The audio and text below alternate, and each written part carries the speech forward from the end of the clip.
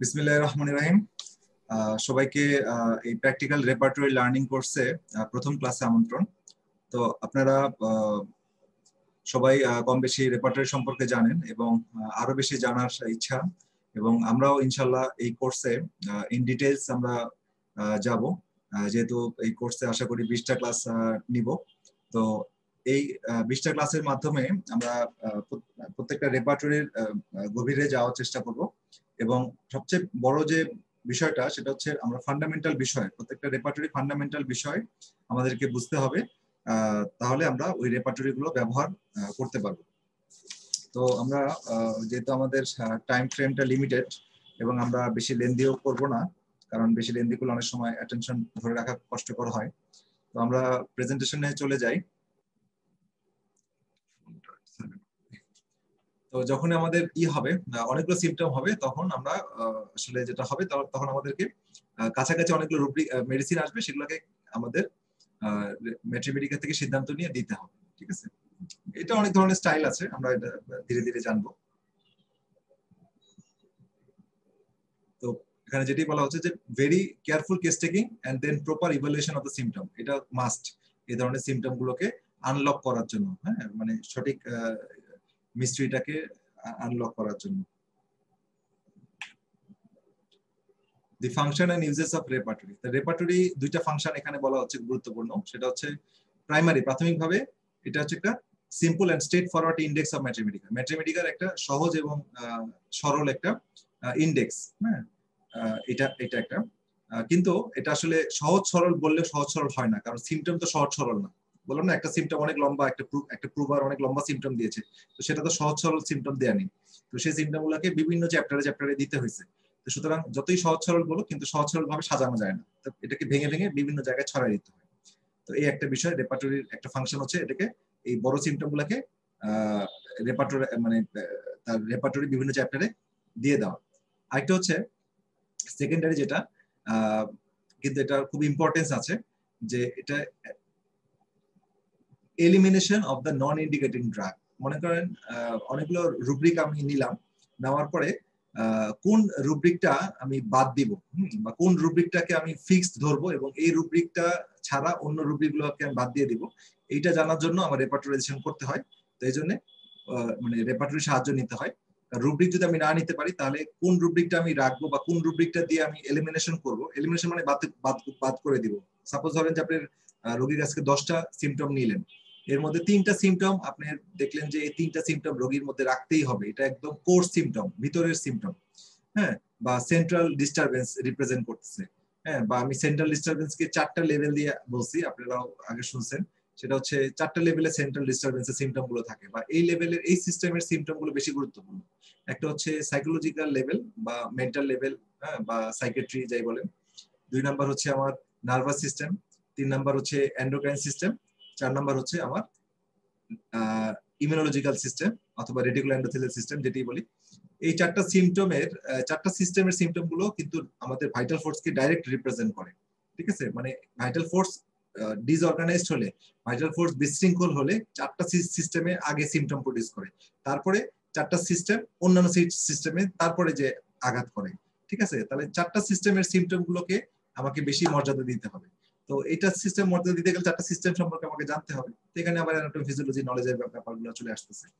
তো যাই হোক, তাহলে সেকেন্ডারি হচ্ছে আমার, মনে করেন এই 10টা রোগীটার মধ্যে কি বললাম যে 10টা সিমটম পেলাম, মানে 10টা সিমটম আমি নিয়েছি রুব্রিক হিসেবে, নেওয়ার পরে আমি এই 4টা সিস্টেমের সিমটম গুলো পেলাম, আমি এখানে 4টা পেলাম অথবা 3টা পেলাম, এই 4টা সিস্টেমের মধ্যে 3টা সিমটম পেলাম যে এই সেন্ট্রাল ডিস্টারবেন্স কে রিপ্রেজেন্ট করে। তাহলে এলিমিনেশন আমি করার জন্য লাগবে এই 3টা সিমটমকে আমি ফিক্স ধরে এলিমিনেশন, এখন সফটওয়্যারে খুব সহজ, এলিমিনেশন দিয়ে দিলে যেই মেডিসিনটা এই 3টা সিমটমকে রাখবে, অন্যগুলো রাখুক বা না রাখুক, তারাই টিকে থাকবে রেপার্টরাইজেশন টেবিলে, আদারওয়াইজ অন্যগুলো এলিমিনেট হয়ে যাবে। ঠিক আছে, তো এটা একটা ইম্পর্টেন্ট ফাংশন রেপার্টরি। আচ্ছা, এবার আমরা একটু আসি যে লিমিটেশন অফ দ্য রেপার্টরি। এতক্ষণ তো আমরা রেপার্টরি ফাংশন করলাম, তো রেপার্টরি কিছু সীমাবদ্ধতাও আছে। আপনাদের কি বোরিং লাগতেছে নাকি সমস্যা? না স্যার, এলিমিনেটিংটা আরেকবার রিপিট করেন স্যার প্লিজ। এলিমিনেটিভ, আচ্ছা এলিমিনেটিভ হচ্ছে যে বাতিল করে দেওয়ার প্রক্রিয়া, এলিমিনেশন, তাই না? তো এলিমিনেশনটা গুরুত্বপূর্ণ। আপনি এলিমিনেশন মানে যেটা বললাম যে সেন্ট্রাল ডিস্টারবেন্স তো বুঝতে পারছেন। চারটা এই সেন্ট্রাল ডিস্টারবেন্স মানে হচ্ছে ওই চারটা সিস্টেমের সিমটম গুলো হচ্ছে মূল মানে কোর সিমটম, ভিতরে কেন্দ্রীয় সমস্যা যেটা ভাইটাল ফোর্সেস রিপ্রেজেন্ট করে। ওই সিস্টেমের সিমটম গুলোকে আমি রাখতে চাচ্ছি। ধরেন মনে করেন রোগী 10টা সিমটম আমি নিলাম, 10টা সিমটমের মধ্যে 3টা সিমটম আমি পেলাম যেটা ওই চারটা ওই সেন্ট্রাল ডিস্টারবেন্সের সিমটম। হ্যাঁ, আর বাইরে বাহ্যিক পেরিফেরাল সিমটম গুলো অতটা গুরুত্বপূর্ণ না, আমরা জানি according to Organon, according to Hering law of cure, এগুলো দিয়ে আমরা জানি যে কেন্দ্রীয় সমস্যাগুলোকে বেশি গুরুত্ব প্রায়োরিটি পায়। তো সেই সিমটম 3টা পেলাম আর টোটাল রুব্রিক নিয়েছি আমি 10টা। তাহলে আমি যদি এলিমিনেশন করি তাহলে কি করতে হবে, আমি কোন মানে 3টা যে মেডিসিন গুলো 3টা সিমটমকে রাখবেই, অন্যগুলা বাকি 7টা থাকুক বা না থাকুক, হ্যাঁ, সেটা করতে গেলে আমাকে এলিমিনেশন মেথডে যেতে হবে। এলিমিনেশন মেথডে করলে আমি দেখা যাবে যে এই 3টা সিমটমকে রেখে বাকিগুলা অন্যরা থাকলো বা থাকলো না, তখন ফিল্টার করলে দেখা যাবে যে টেবিলে আমরা দেখতে পাচ্ছি যে ওই 3টা, মনে করেন ফসফরাসের 3টা সিমটম নিয়েছে, দেখা যাবে আর বাকি 7টার মধ্যে 4টা নিচ্ছে বা 3টা নিচ্ছে বা 5টা নিচ্ছে, যাই নিচ্ছে। নেওয়ার পরে ফসফরাসকে আমি দিলাম, নেওয়ার পরে আলটিমেটলি আমি ম্যাথমেটিকা পড়বো, কিন্তু এলিমিনেশন করার মাধ্যমে আমি বুঝতে পারলাম যে ফসফরাসটা আমার কাঙ্ক্ষিত মেডিসিন। বা এলিমিনেশন করার পরেও আমার 4টা মেডিসিন আছে, ফসফরাস আছে, লাইকোপোডিয়াম আছে, আর্সেনিক আছে, হ্যাঁ, তখন আমি এই 4টা ছোট হয়ে আসলো, ছোট হয়ে আসার পরে আমি ম্যাথমেটিকা আমি আবার গেলাম যে আমি ফাইনাল সিদ্ধান্ত নিলাম। ঠিক আছে, এটা কি সফটওয়্যারের মধ্যে ইনফরমেশনটা থাকবে যে এলিমিনেশন আমি যদি ক্লিক করি তাহলে হ্যাঁ, এই জি জি জি ইনফরমেশন গুলো রেখে? জি জি জি সফটওয়্যারের আচ্ছা আচ্ছা। ব্যবহারটা তো খুব সহজ। সফটওয়্যার মানে আসছে তো আমাদের প্র্যাকটিসটাকে সহজ করার জন্য বা স্পিড দেওয়ার জন্য, মানে আমরা যেন দ্রুত কেস সলভ করতে পারি বা অল্প সময় বেশি রোগী দেখতে পারি, হ্যাঁ, বা হিউজ ম্যাট্রিবিডিকা থেকে বা হিউজ রেপার্টরি থেকে, অনেক রেপার্টরি থেকে আমরা যেন আমাদের কাঙ্ক্ষিত রুব্রিকগুলো আনতে পারি। এজন্যই আর বিভিন্ন টেকনিক আছে, এটাকে বলা হয় ফিল্টার, বা বিভিন্ন ধরনের ফিল্টার ব্যবহার করা যায়। ওইটা আমরা যাব, ওইটা আমরা পরে যাব। এখন আমরা বেসিক জিনিসগুলোকে শিখি, তারপরে আমরা ওই অ্যাডভান্স বিষয়গুলো আমরা পরে যাব। হ্যাঁ, আমাদের বেসিকগুলো একদম স্ট্রং করে নিতে হবে। আচ্ছা, প্র্যাকটিক্যাল পার্টে হবে এটা মানে। জি জি হ্যাঁ, হ্যালো স্যার। জি, বলছিলাম যে কি এমনি সিমটম আমরা জানি কি ফিজিক্যাল, মেন্টাল, ইমোশনাল 3টা লেভেলে প্রকাশ পায়। আপনি 4টা বলছেন, সে ব্যাপারটা নতুন মনে 4টা হচ্ছে লেভেল আপনার বলিনি জন্য। আমি, 4টা সিস্টেম বলেছি। সিস্টেম, হ্যাঁ, সিস্টেম হচ্ছে আমাদের অ্যানাটমি ফিজিওলজি নলেজ থেকে দেখবেন যে সিস্টেম আছে, আমাদের বডি কিন্তু সিস্টেমে ভাগ করা হয়। যেমন মাসকুলোস্কেলেটাল সিস্টেম, নার্ভাস সিস্টেম, হ্যাঁ, রেটিকুলো এন্ডোথেলিয়াল সিস্টেম, হেমাটোলজিক্যাল, এটা এটা হচ্ছে সিস্টেম। হ্যাঁ, পরে এগুলো সিস্টেম, এটা অ্যানাটমি ফিজিওলজি নলেজ থেকে আমি বললাম। এই সিস্টেমে আপনার আমাদের এই সিস্টেমগুলো হচ্ছে কোর সিমটম, মানে ফাংশনাল লেভেল, ডাইনামিক লেভেলে তো আমাদের রোগগুলো কি হয়, ডাইনামিক লেভেলে তৈরি হয় না, এই সিস্টেমের সিমটম গুলো ডাইনামিক লেভেলে থাকে। এই জন্য এটাকে মানে সেন্ট্রাল ডিস্টারবেন্স রিপ্রেজেন্ট করা হয়। ঠিক আছে, তো এই আর চারটা সিস্টেমটা কি 4টা কি স্যার সিস্টেম, একবার এই যে নার্ভাস আরেকবার বলুন। মেন্টাল সিমটম, ধরেন আমি সহজ করে বলি মেন্টাল সিমটম, তারপর মেন্টাল সিস্টেম। হ্যাঁ, সিমটম বললে একটা ছোট পরিসংখ্যানে চলে আসে, আমি সিস্টেম বললে বড় হয়, অনেকগুলা ক্ষেত্র এখানে টাচ করে। তো মেন্টাল মানে মানসিক লেভেলে। আরেকটা হচ্ছে আপনার হরমোনাল বা এন্ডোক্রাইন, এই যে আমরা শীত কাতরতা, গরম কাতরতা দেখি না, এগুলো হরমোনাল সিস্টেমের সিমটম। ঠিক আছে, হট ফ্লাশ, এই যে মাসিকের রিলেটেড অনেক সিমটম, মাথা ব্যথা জ্বলে যায় মহিলাদের যখন মেনোপজ হয়, ইস্ট্রোজেনের ঘাটতি হয়, অথবা থাইরয়েডের প্রবলেম হয়, অথবা পিটুইটারি গ্ল্যান্ডের প্রবলেম হয়, এটা কি এন্ডোক্রাইন সিস্টেম।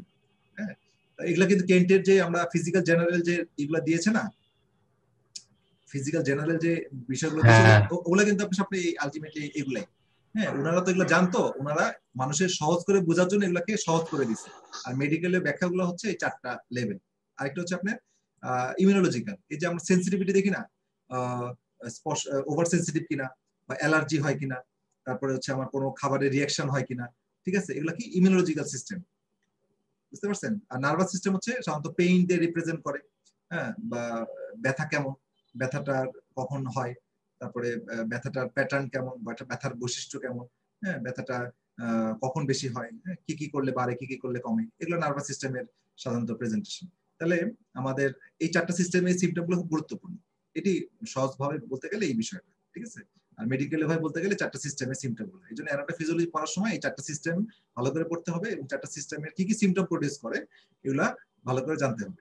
তাহলে আমাদের রোগীর কাছ থেকে আমরা বুঝতে পারবো যে এই সিমটমটা কোথা থেকে রোগীটা কোন সিস্টেমের সিমটম এটা। ঠিক আছে? এটা কি মানসিক লেভেলে সিমটম দিল, নাকি এন্ডোক্রাইন লেভেলে সিমটম দিল, নাকি তার ইমিউনোলজিক্যাল লেভেলে সিমটম দিল, নাকি তার নার্ভাস লেভেলে সিমটম দিল? তাহলে সিমটম গুলোকে আমি স্পেশালি ভালো গুরুত্ব দিয়ে রাখবো, ঠিক আছে, কেস টেকিং করার সময়। আচ্ছা, ক্লিয়ার হয়েছে? হ্যাঁ স্যার। জি। আচ্ছা, আপনার নোট নিতে পারেন। হ্যাঁ, আচ্ছা, আমাদের এগুলোতে রেকর্ড থাকবেই, আপনারা পরে শুনতে পারবেন, তো নোটও নিতে পারেন, তো সমস্যা নেই। আচ্ছা, তো আমরা যেটা বলছিলাম, the repertory are only meant for guiding us to the group of likely remedies in the mathematica.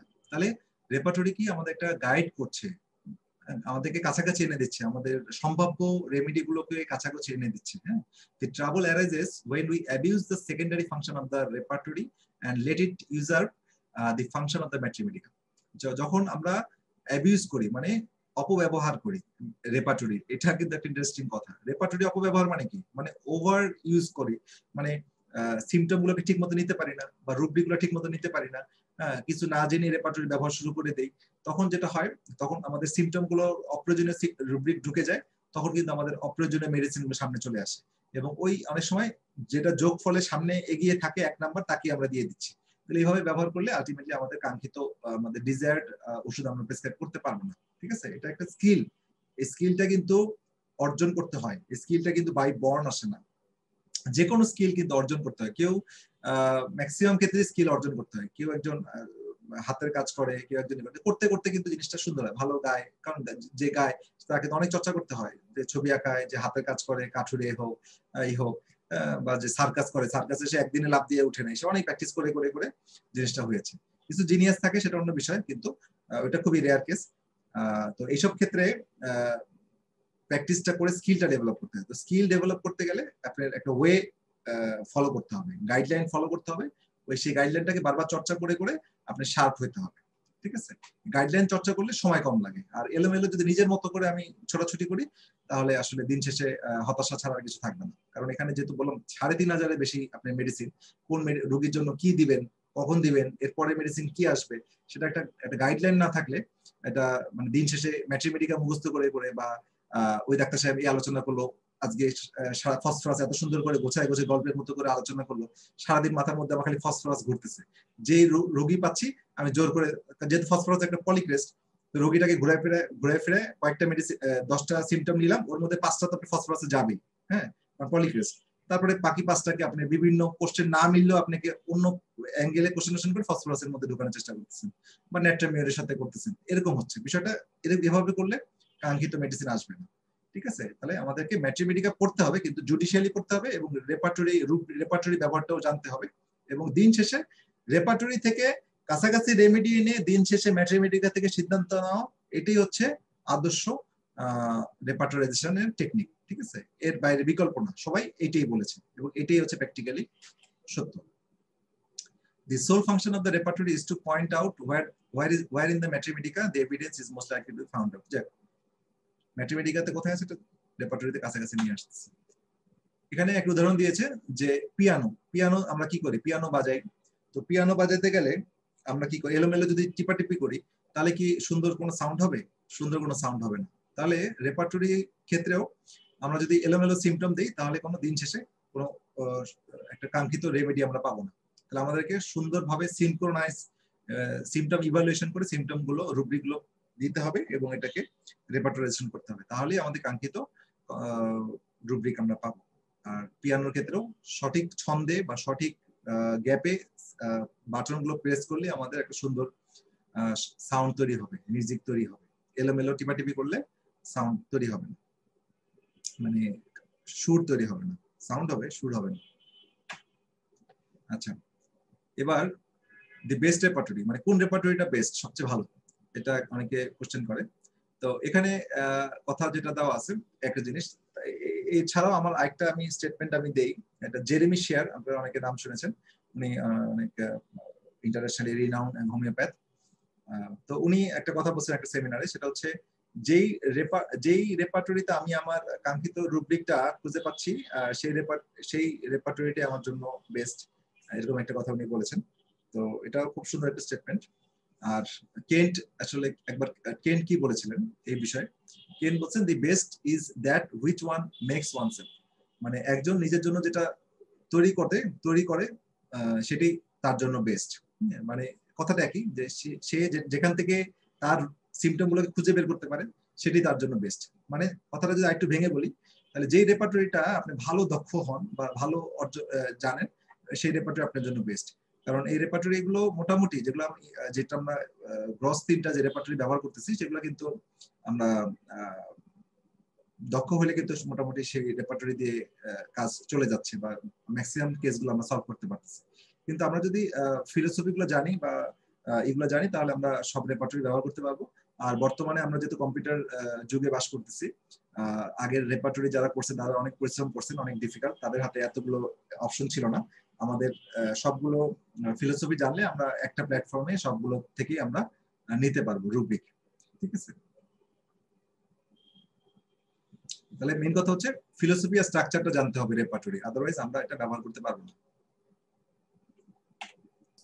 ব্যবহারের ফলে কোন রেপার্টরি পর্যন্ত কাঙ্ক্ষিত রেমেডি আনতে পারছে স্যার বেশি, কোন রেপার্টরিতে? এই যে আমাদের স্কুল অফ থট, মানে দুইটা মতবাদ আছে হোমিওপ্যাথি জগতে, সবচেয়ে প্রসিদ্ধ দুইটা মতবাদ। বাংলায় আমরা ধর্মে যেমন মাযহাব বলি, তো এখানে রেপার্টরি ক্ষেত্রেও দুইটা মতবাদ আছে। একটা হচ্ছে বনি-হোসেন মতবাদ, একটা হচ্ছে কেন্টিয়ান মতবাদ। তো দুইটা মতবাদেরই প্রচুর সাফল্য এবং দুইটা মতবাদই প্রতিষ্ঠিত। ঠিক আছে, তাহলে এখন যে যেটা অভ্যস্ত, ঠিক আছে, আপনি মনে করেন গিটারে ভালো বাজায় সুর তুলতে পারেন, আরেকজন পিয়ানোতে বাজায় সুর তুলতে পারে, সুতরাং দুজনেই কিন্তু দর্শক মাতাইতে পারে এবং তার কাঙ্ক্ষিত রেজাল্ট তৈরি করতে পারে। তাহলে আপনি কাউকে ছোট বা বড় করতে পারতেছেন না। এখন আপনি কম্পেয়ার করতে পারেন কোনটা বেশি ইজি টু ইউজ, হ্যাঁ, কোনটা ফাস্ট টু অ্যাক্ট, মানে দ্রুত রেজাল্ট আমি কোনটা পাই, দ্রুত আমি মানে রুব্রিক কাঙ্ক্ষিত রেমেডি খুঁজে পাই কোন রেপার্টরি দিয়ে, আর কোন কেসের জন্য কোন রেপার্টরি। আর প্রথমে আমি একটা কথা বলছিলাম যে কোন রেপার্টরি পারফেক্ট না, বা বিকজ মানুষ পারফেক্ট না। মানুষ যেহেতু পারফেক্ট না, সুতরাং মানুষ একটা পারফেক্ট রেপার্টরি তৈরি করতে পারবে না। এই জন্যই সবগুলো রেপার্টরির অনেকগুলো দিক জানা থাকলে আমরা কাঙ্ক্ষিত পাবো। রেপার্টরি কাজই হচ্ছে যে আমাকে কাছাকাছি এনে দিবে, হ্যাঁ। আর কপাল ভালো থাকলে সিঙ্গেল রেমেডি বা পিকিউআরএস পাইলে তো আমি ওইটা দিয়ে পেয়ে গেলাম। ঠিক আছে, তো সেটা এক জিনিস। আর না হলে আমাকে কাছাকাছি এনে দিবে এবং তারপরে আমি যাব। কিন্তু আমি কিভাবে যাব ওইটা আমার প্রত্যেকটা রেপার্টরিকে বুঝতে হবে। ফিলোসফিটা বুঝলেই আমরা যাবো। যাই ওইটা নিয়ে আলোচনা হবে আমার সামনে, সমস্যা নেই। আচ্ছা, historical development of the repertory, এটা থিওরিটিক্যাল কথাবার্তা। আমি এই জন্য আমি স্লাইডে কিছু লিখি নাই। আপনাদের আমি যে বই থেকে ম্যাক্সিমাম এখানে পয়েন্ট আউট করছি সেটা আপনারা মঙ্গলবার ইনশাল্লাহ আমাদের কাছ থেকে পাবেন। আমাদের চেম্বারে বইটা আমি করতে দিয়েছি, অনেকগুলো কপি চলে আসবে। ডক্টর যুগল কিশোরের evolution of homeopathic repertory and repertorization, এই বইটা অনেক বেশি ইউজ করা হয়েছে। এছাড়া অন্যান্য মানে এক একটা ইসের ক্ষেত্রে এক এক ক্ষেত্রে যাবো, মানে আজকের লেকচারটা এই বই থেকে বেশি নেওয়া হয়েছে। তো এটা আপনারা সংগ্রহ করে নেবেন। আর অনেকে বাই দিস টাইম আমরা এই কোর্সে যে রেপার্টরি গুলো আলোচনা করব সেগুলো তো অলরেডি আমি বলে দিয়েছিলাম, আপনারা হয়তো সংগ্রহ করে নিয়েছেন বা অনেক সবার আছে। তো সেগুলো কিন্তু আমাদের লাগবে। আমরা রেপার্টরি করার সময় আমরা কিন্তু আগে হার্ড বুক বইটা আগে ইউজ করার চেষ্টা করব, বই এবং সফটওয়্যার দুইটাই। ঠিক আছে, তো বই আমরা ব্যবহার করা জানলে সফটওয়্যার ব্যবহার করা সহজ। সফটওয়্যার তো এমন কিছুই না, সফটওয়্যার তো অনেক ইজি জিনিস। আচ্ছা, তো হিস্টোরিক্যাল ডেভেলপমেন্ট অফ রেপার্টরি, মানে রেপার্টরি গঠন বিন্যাস কিভাবে তৈরি হলো বা প্রথম কি করলো, সেগুলোর মধ্যে গুরুত্বপূর্ণ কিছু কথা হচ্ছে 1832 সালে Boenninghausen's repertory of the antipsoric with a preface by Hahnemann. Boenninghausen repertory of the antipsoric এই একটা রেপার্টরি করেছিলেন, যেটা প্রিফেস বা প্রারম্ভিক কথা লিখেছিলেন। সেটা হচ্ছে হ্যানিম্যান নিজে এটা প্রিফেসটা লিখে দিয়েছিলেন। এটা একটা সাকসেসফুল রেপার্টরি। তারপর 1835 সালে, আমি উল্লেখযোগ্য, এর মাঝখানে অনেকগুলো আছে, 1833 আছে, 35 আছে। তো 1835 সালে বনি-হোসেন আরেকটা রেপার্টরি লিখলেন, repertory of medicine which are not antipsoric. তো এই দুটো রেপার্টরি লিখলেন। তারপরে প্রথম রেপার্টরি তো হ্যানিম্যান নিজে করছেন 1805 সালে, যেটা আমরা বলছিলাম। আর 1846 সালে প্রথম সাকসেসফুল কমপ্লিট রেপার্টরি যেটা আসলো হোমিওপ্যাথিক ওয়ার্ল্ডে, সেটা হচ্ছে বনি-হোসেনস ফেমাস থেরাপিউটিক পকেট বুক 1846 সালে। এবং এটার অনেকগুলো ভাষায় অনেকে ট্রান্সলেট করেছেন। তো আমরা এখন অ্যালেনের ট্রান্সলেশনটা পাই। তো যদিও অনেকে বলতেছেন যে এটা ডক্টর হ্যাম্পেল এবং ডক্টর ওকি যেটা ইংলিশ ট্রান্সলেশন করছেন ওটা বেশি অথেন্টিক ছিল। তো এটা নিয়ে বর্তমানে অনেক কাজ হয়েছে, এটা আমরা পরে বলবো। আচ্ছা, তবে ইংল্যান্ডেও এছাড়া ধারাবাহিকভাবে অনেকগুলো রেপার্টরি আসছে, 1847, 48, 49, 51, 53, 59, হ্যাঁ এভাবে আসছে। এগুলো আমি আর বলতেছি না, বিকজ এই বইটা আপনাদের সংগ্রহে আছে বা যাদের নাই সংগ্রহ করে নেবেন। যুগল কিশোরের ইভলিউশন অফ হোমিওপ্যাথিক রেপার্টরি, এখানে ডিটেইলস দেওয়া আছে, হিস্ট্রিটা জানতে হবে। হ্যাঁ, অ্যাবাউট দিস টাইম ইংল্যান্ডে যখন ফলোইং কিছু রেপার্টরি তৈরি হলো, রিজিওনাল রেপার্টরি। এখানে Hempel repertory of the cure, Hahnemann society of repertory, এগুলো হলো। পরবর্তীতে আমেরিকান হোমিওপ্যাথরা রেপার্টরি তৈরি করার ক্ষেত্রে ব্যস্ত হয়ে গেল। তো সেখানে উল্লেখযোগ্য কিছু রেপার্টরি আছে। রিজিওনাল রেপার্টরি মানে অঞ্চল ভিত্তিক, মানে কেউ হেড নিয়ে কাজ করছে, কেউ চেস্ট নিয়ে, কেউ পাইলস নিয়ে, কেউ কোনো ডিজিজ নিয়ে, কেউ ডায়রিয়া নিয়ে, এরকম মানে ভাবে কাজ করছে রিজিওনাল। কিন্তু টোটাল রেপার্টরি মধ্যে কাজ করছেন পরবর্তীতে আমেরিকান হোমিওপ্যাথির মধ্যে 1881 সালে Hering's analytical repertory, symptom of mind, উনি এটা নিয়ে কাজ করছেন। 1883 সালে repertory of intermittent fever by William A Allen, এটা আরেকটি গুরুত্বপূর্ণ রেপার্টরি। এটা অ্যালেন ইন্টারমিটেন্ট ফিভারের উপরে একটা রেপার্টরি করেছেন। এছাড়া আরো অন্যান্য অনেক রেপার্টরি এর মধ্যে আছে, আমি উল্লেখ করছি না। খুবই যেটা আমরা বেশি পপুলার এবং এখানে আলোচনা করবো সেগুলোর একটু ইতিহাস বলে দিচ্ছি। 1896 সালে হেরিং গাইডিং সিম্পটমের উপর ভিত্তি করে তার মেয়ের জামাই নের, হ্যাঁ কেলভিন নের, উনি একটা রেপার্টরি করলেন, সেটা হচ্ছে Knerr repertory to the Hering guiding symptom. এটা হচ্ছে 1896 সালে। আর 1897 সালে কেন্ট প্রথম রেপার্টরি নিয়ে আসলেন, ফার্স্ট এডিশন 1897 সালে, repertory of the homoeopathic materia medica, first edition. আচ্ছা, তারপরে 1905 সালে, এটা আরেকটা উল্লেখযোগ্য বছর, যেখানে ডক্টর CM বগার, উনি হচ্ছে সবচেয়ে ভালো শিষ্য বলা যাবে, শিষ্য মানে অনুসারী, follower of the Boenninghausen, doctor CM Boger and doctor H.A. Robert, এই দুইজন তারা বনি হোসেনকে খুব ভালোভাবে রিড করেছেন এবং তার উপর ভিত্তি করে করেছেন রেপার্টরি, একটা করেছেন, রেপার্টরি তৈরি করেছেন। তো বনি হোসেন যেটা করেছেন সেটা, সরি বগার যেটা করেছেন এটা হচ্ছে BBCR সংক্ষেপে, এটা নাম হচ্ছে বগার বনি হোসেন ক্যারেক্টারিস্টিক রেপার্টরি। এটা 1905 সালে হয়েছে এবং প্রথম এডিশন, এবং 1935 সালে এটা ওনার মৃত্যুর 3 বছর পরে ওনার ইন্ডিয়া থেকে এটা রয় অ্যান্ড কোম্পানি এটা পরবর্তীতে এটা আমার পুনরায় রিপ্রিন্ট করেছে, সাথে টাইম মডালিটি বা অন্য আরো কিছু টাইম রেমেডি গুলো অ্যাড করেছে। 1963 সালে ডক্টর ফাটক, উনি বগারের উপর ভিত্তি করে উনি ওনার রেপার্টরি গুলো সাজিয়েছেন। এই হচ্ছে সিগনিফিকেন্ট বিষয়। এছাড়া বর্তমান রেপার্টরি গুলোর মধ্যে আমরা মার্ফি সিনথেসিস কমপ্লিট, এছাড়া আরো অন্যান্য অনেক রেপার্টরি, পারফেক্ট রেপার্টরি, আরো রেপার্টরি আছে, এগুলা কন্টিনিউয়াস আসতেছে এবং অনেক ভাবে রেপার্টরি করছেন। তো উল্লেখযোগ্য গুলো বললাম।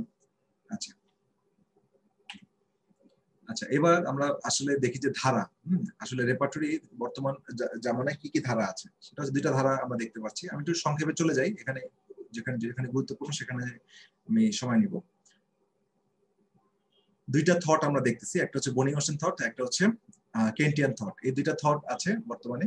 এছাড়া আরেকটা থট আছে ক্লিনিক্যাল রেপার্টরি, যেমন আমরা ক্লার্কের দেখছি ক্লিনিক্যাল রেপার্টরি আছে, মার্ফি বোরিকের একটা ক্লিনিক্যাল রেপার্টরি, এগুলো একটা ক্লিনিক্যাল রেপার্টরিও আমাদের সিমটমের উপর ভিত্তি করে ইন্ডেক্স করা হচ্ছে। তাহলে এই দুইটা মূল ধারা স্কুল অফ থটের বনি হোসেন কেন্টিয়ানের পাশাপাশি আমার ক্লিনিক্যাল রেপার্টরি গুলো বর্তমানে আমরা দেখতে পাচ্ছি অনেক, মানে আমাদের কাছে আছে বর্তমানে, তো না এটা অনেকদিন ধরে আসছে, কিন্তু আমাদের হাতে এখন এই তিন ধরনের রেপার্টরি আমরা পাচ্ছি। বগারটা কিন্তু বনি হোসেনকে ফলো করে, জন্য বগার আলাদা কোনো না, এটা হচ্ছে বনি হোসেন, কেন্ট এবং ক্লিনিক্যাল যারা করেছেন ডিজিজ বা প্যাথোলজি ভিত্তিক বা ওই ধরনের সিমটম ভিত্তিক, হ্যাঁ ক্লিনিক্যাল সিমটম ভিত্তিক।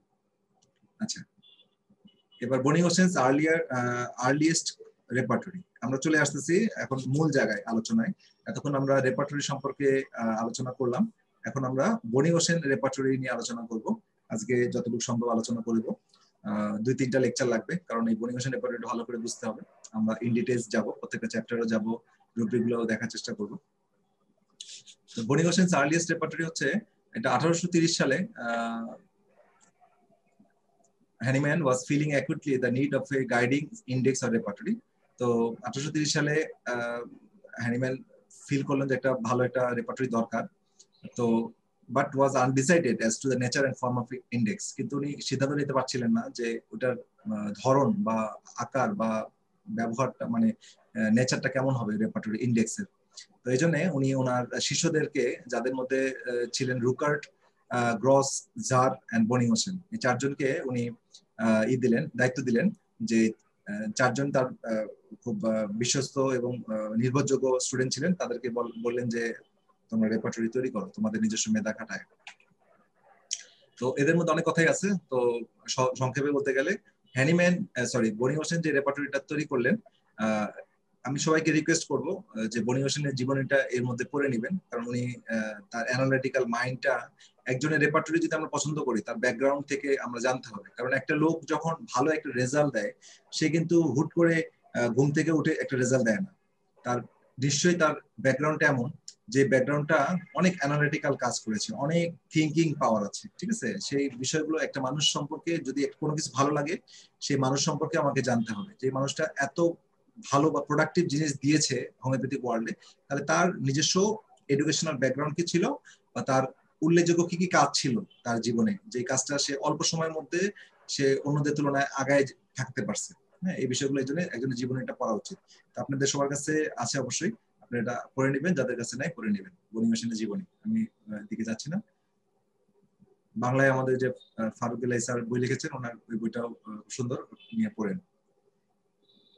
Bonioshen was one of the few remarkable men without whom the science of homeopathy might have been deprived of a vital link. He was 45 when he started his education in homeopathy. যখন 45 বছর বয়স তখন উনি শুরু করছেন homeopathy study করেন। He was desperately ill in 1828. At the time he did not know about homeopathy. কিন্তু 1828 সালে ওনার লাংসের মধ্যে পুরুলেন্ট টিউবারকুলোসিস হলো, পরে উনি পালসেটিলাতে ভালো হলেন আমরা জানি। এবং ভালো হওয়ার পরে 1-2 বছরের মধ্যে উনি এত বেশি হোমিওপ্যাথিতে ডিভোটেড হয়ে গেলেন। ম্যাক্সিমাম হোমিওপ্যাথ কনভার্টেড হয় যখন নিজের উপকার পায়, ভালো লাগে, তখন তাদের মধ্যে ভালো লাগা, ভালোবাসা তৈরি হয়, কারণ তারা মানুষ হিসেবে ভালো ছিল, কৃতজ্ঞতা বোধ ছিল, এবং ভিতর থেকে একটা মানে কৃতজ্ঞতা বোধ বা ভালো লাগা থেকে তারা হোমিওপ্যাথির জন্য কাজ করে আসছেন। তো তারা প্রুভিং করা শুরু করলেন এবং অনেক বই লিখলেন, মানে রাইটিং করলেন, রোগী ভালো করলেন। এই 2 বছরের মধ্যে সে একটা বিশাল একটা রেভলিউশন করে ফেললেন। তো 1830 সালে তখন প্রথম একটা রেপার্টরি সে তৈরি করে ফেলেন। মানে 1828 সালে সে ঢুকলো হোমিওপ্যাথিতে এবং 1830 সালে সে একটা রেপার্টরি তৈরি করে ইন্ডেক্স করে ফেললো। তার কাছে তো বই তো ছিল ম্যাথমেটিকা পিউরা, সেটা দেখে একটা ইন্ডেক্স করে ফেললেন। এটা হাতে লিখে ইন্ডেক্সটা করলেন এবং সেই সময় এটা অনেক হোমিওপ্যাথ দ্বারা এটা প্রশংসিত হয়েছিল, হ্যানিম্যান নিজে প্রশংসা করেছেন, এবং এটা তখন ওই হাতে লেখাটাই অনেকগুলো রিপ্রিন্ট হয়েছে। 1832 সালে সে প্রথম রেপার্টরি তৈরি করলো, প্রিন্টেড ভার্সন। তারপরে এটা নাম দিলেন হচ্ছে repertory of the antipsoric remedy.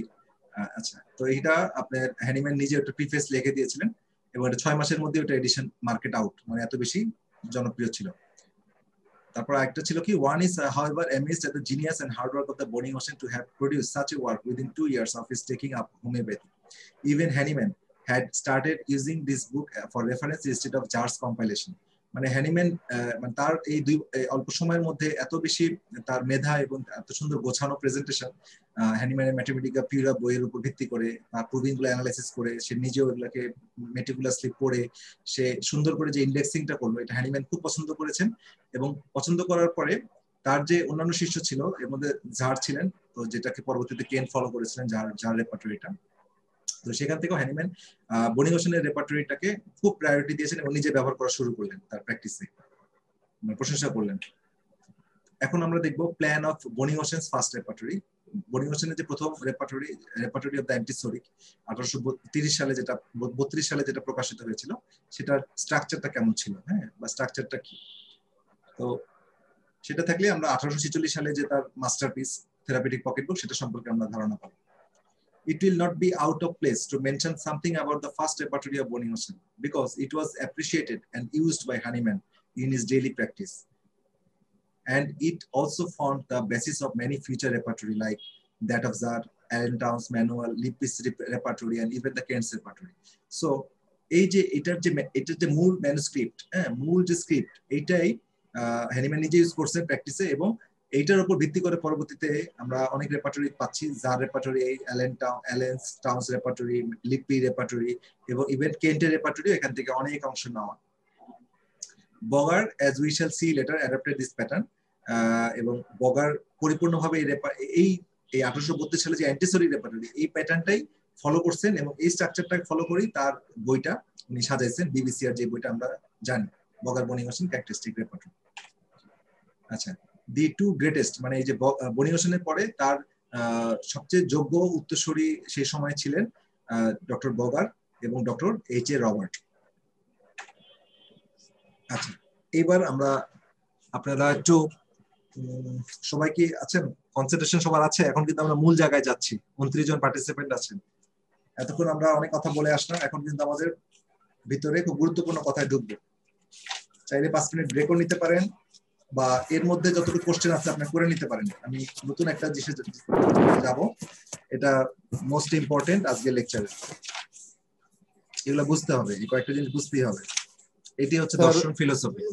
Sir যে সিএম বগার তো 1832 সালের রেপার্টরি ব্যবহার করছেন, আর এরপরে 1946 সালে যেটা হলো ওরা তো ওখানে সিএম বগার 1905 সালে প্রথম করছেন, 1905। তারপরে 1937 সালে ওনার মারা যাওয়ার পরে সেকেন্ড এডিশন বেরিয়েছে, বিবিসি একটা পাবলিশ হয়েছে বোম্বে রয় অ্যান্ড কোম্পানি দিয়ে। 1832 সালে বনিং ওশেন করছেন ফার্স্ট রেপার্টরি, আর 1846 সালে থেরাপিউটিক পকেট বুক আসছে। যাক, এগুলা ইতিহাস, এই সাল তো আর মুখস্থ রাখারও কিছু না, এটা এমনি মনে থাকবে। বই তো আপনাদের আছে, দেখে নিতে পারবেন। সালে কিছু যায় আসে না, আমরা ইনফরমেশন গুলো দিলাম।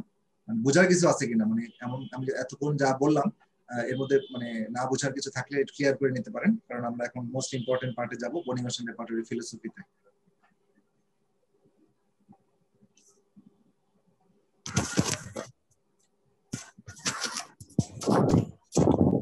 ঠিক আছে, আমরা যাচ্ছি তাহলে। হ্যাঁ, ওকে। এখন হ্যালো, আপনার রেসপন্স করেন। হ্যাঁ, সবাই আছেন কিনা, শুনতে পাচ্ছেন কিনা বুঝতে পারছি না। জি, শুনছি, শোনা আছে। ওকে, শুনতে পাচ্ছি। ওকে, থ্যাংক ইউ। এখন সবচেয়ে গুরুত্বপূর্ণ যে বিষয়, যেটা বনিং ওশেনের ওনার মাস্টারপিস, ওনার মাইন্ড মানে অ্যানালিটিক্যাল মাইন্ডের যে মাস্টারপিস ইনভেনশন, সেটা হচ্ছে ডক্ট্রাইন অফ অ্যানালজি। ডক্ট্রাইন মানে কি? মতবাদ। অ্যানালজি মানে উপমা, সাদৃশ্য উপমা বা সাদৃশ্য, এক ধরনের মানে অ্যানালজি মানে হচ্ছে জ্ঞান ভিত্তিক বা যুক্তিভিত্তিক সাদৃশ্য। আমি এই বাংলাটা আমার কাছে বেশি ভালো মনে হয়, এই বাংলাটা আমি দিয়েছি, অন্য জায়গায় পাইনি। দি ডক্ট্রাইন অফ অ্যানালজি মানে আপনি মিলাই দেখবেন। The philosophy of Dr. Boning Oshen's construction of a repertoire depends also upon his doctrine of analogy. মানে এই doctrine of analogy এর উপর ভিত্তি করেই বোনিং ওশেনের রেপার্টরির মূল বেসিসটা দাঁড়িয়ে আছে, পিলারটা। According to his approach, he says that one can create order out of chaos by combining the scattered fragments of symptom by making use of analogy. That is, we can fix the locality of one particular symptom by noting locality in other symptom. Similarly, we can fix the character of sensation by fixing a locality in one part, taking the character of the sensation from the symptom expressed by the patient in relation to the other part.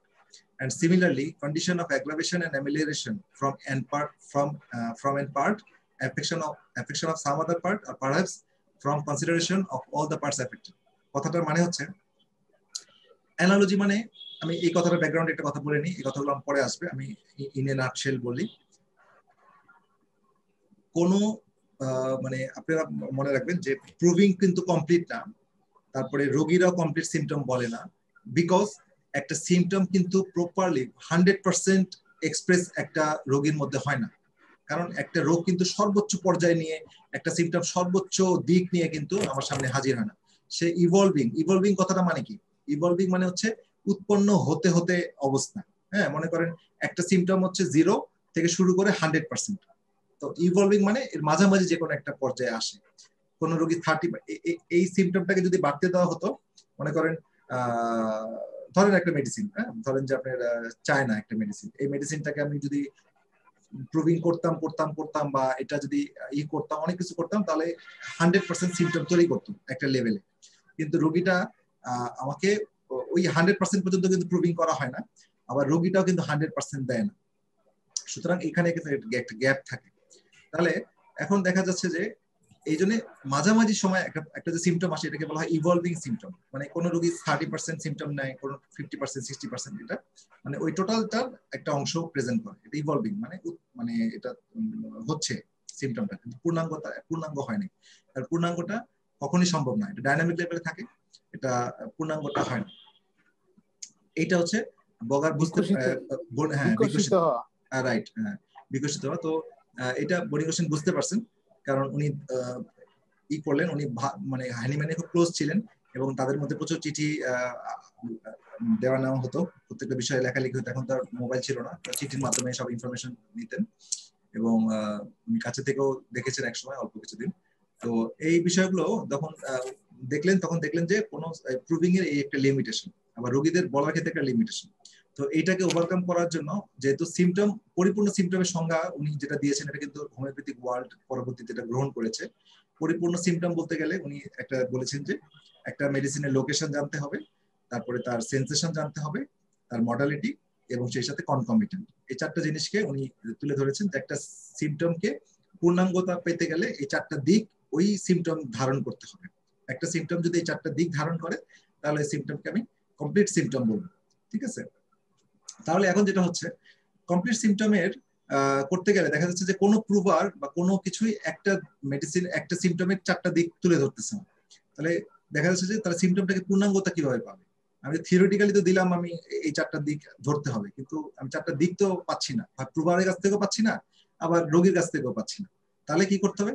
তাহলে আমার analogical মানে বনিকোশনের কথাই বলছি, তাহলে উনি তখন তার analogical mind দিয়ে সেটাকে মিলাইলেন বা সিমটমটাকে পূর্ণাঙ্গতা করলেন। কিভাবে করলেন?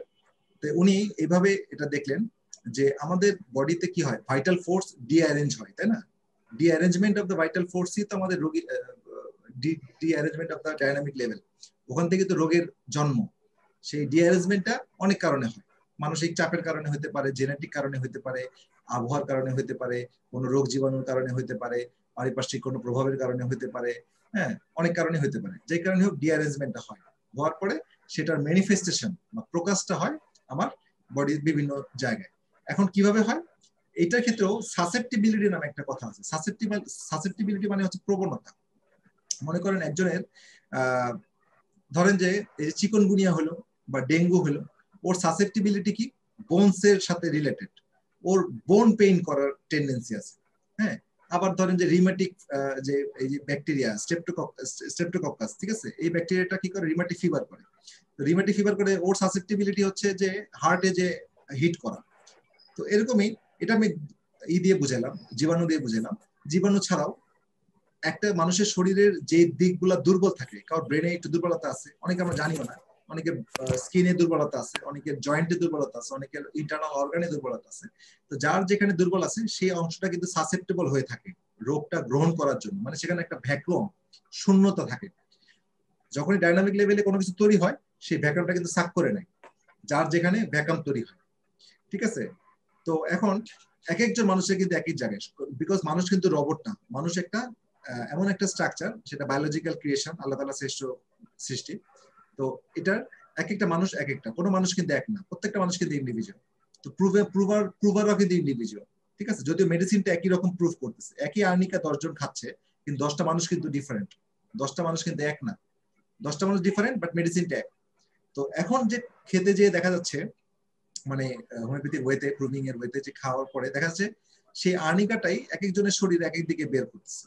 কারোর ব্যথাটা মাথায় দিচ্ছে, কারোর ব্যথাটা, আমি আর্নিকা সে ফর এক্সাম্পল দিচ্ছি, কারোর হাঁটুতে দিচ্ছে, কারোর কোমরে দিচ্ছে, কারোর বুকে দিচ্ছে, কারোর পেটে দিচ্ছে, হ্যাঁ কারোর চোখে দিচ্ছে, হ্যাঁ ব্যথা দিয়ে বললাম।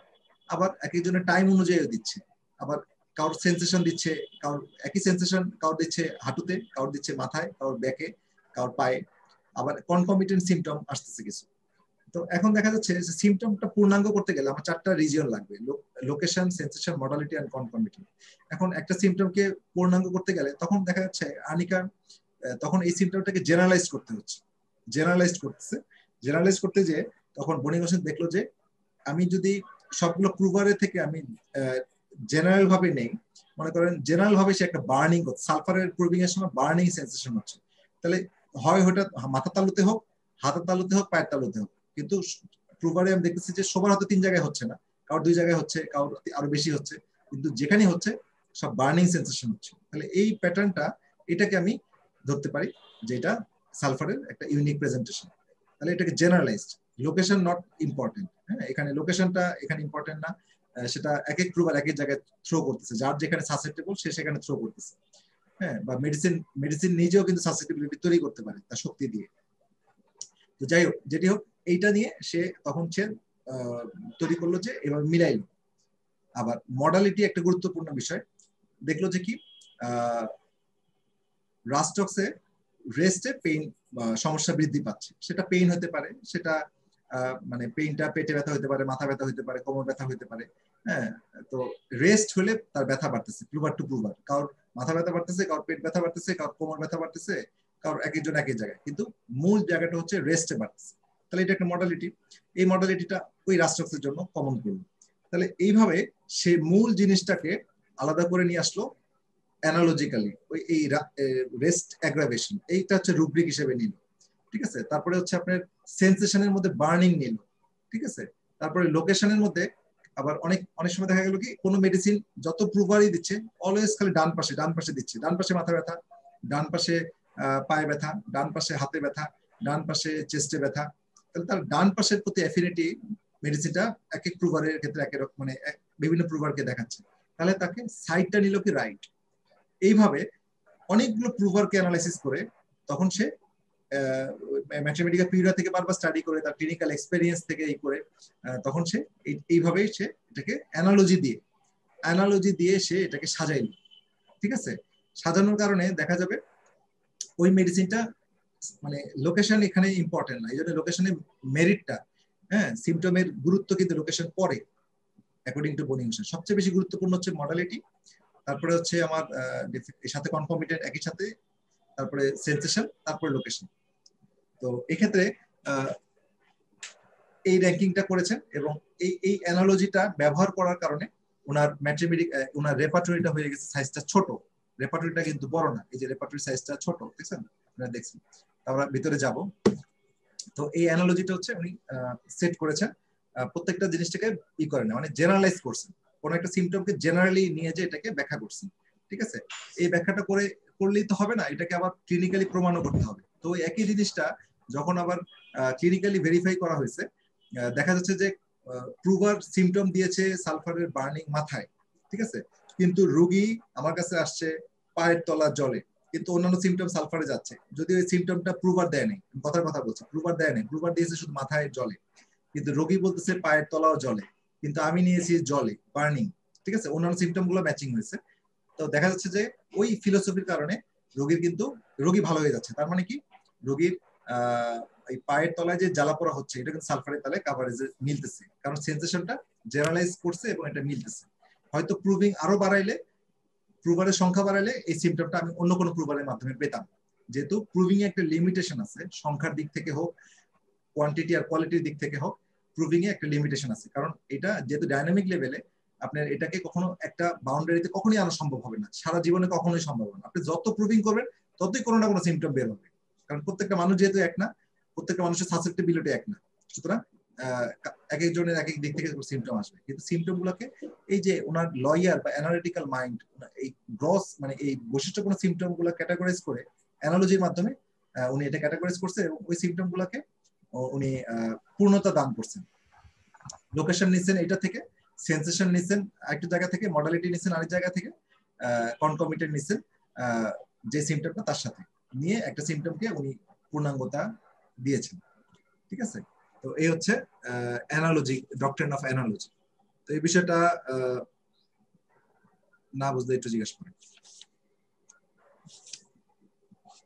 ভাইয়া বিভিন্ন জায়গা থেকে বিভিন্ন সিমটম যে নেওয়া হয়েছে, এই জিনিসটা এক্স্যাক্টলি কি বিভিন্ন প্রুভার থেকে নেওয়া হয়েছে সিমটমটা? জি জি জি, প্রুভার থেকে রাইট।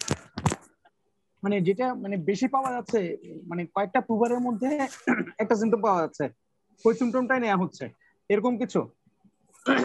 হ্যাঁ, প্রুভার থেকে নেওয়া হচ্ছে, বাট সিমটমটার প্যাটার্ন বা বৈশিষ্ট্যটাকে খেয়াল রাখা হচ্ছে। যেমন বললাম না, সিমটমটা বার্নিং টাইপ অফ হচ্ছে, এটা হতে পারে লোকেশন চেঞ্জ হয়ে যাচ্ছে, এক প্রুভার মাথা তালু জ্বলতেছে, আরেক প্রুভার হয়তো বলছে পায়ের তালু জ্বালা পোড়া করতেছে, বাট তার বেসিক প্যাটার্ন যেটা, সেন্সেশন যেটা, অনুভূতি, সেটা হচ্ছে বার্নিং, জ্বালা পোড়ার অনুভূতি। সেটা দেখেছেন বনিগোশন, যেখানে জ্বালা পোড়াটাকে আমার কাছে বেশি গুরুত্বপূর্ণ, এই মাথার তালু বা পায়ের তালুর চেয়ে। ওয়ারাস অন্যান্য যে যেমন কেন্ট আবার এটাকে উনি এটাকে মানতে চান নাই, উনি বলছেন যে না, যেহেতু এই ওষুধটা পায়ের তলায় বৈশিষ্ট্য জ্বালা পোড়া তৈরি করে, তাহলে এই পায়ের তলা যাদের জ্বলবে তাদের শুধু সালফার দেওয়া হবে, এরকম একটা বিষয়। তো এই জন্য স্কুল অফ থট দুইটা। তো যাই হোক, জি ভাইয়া বুঝছি। জি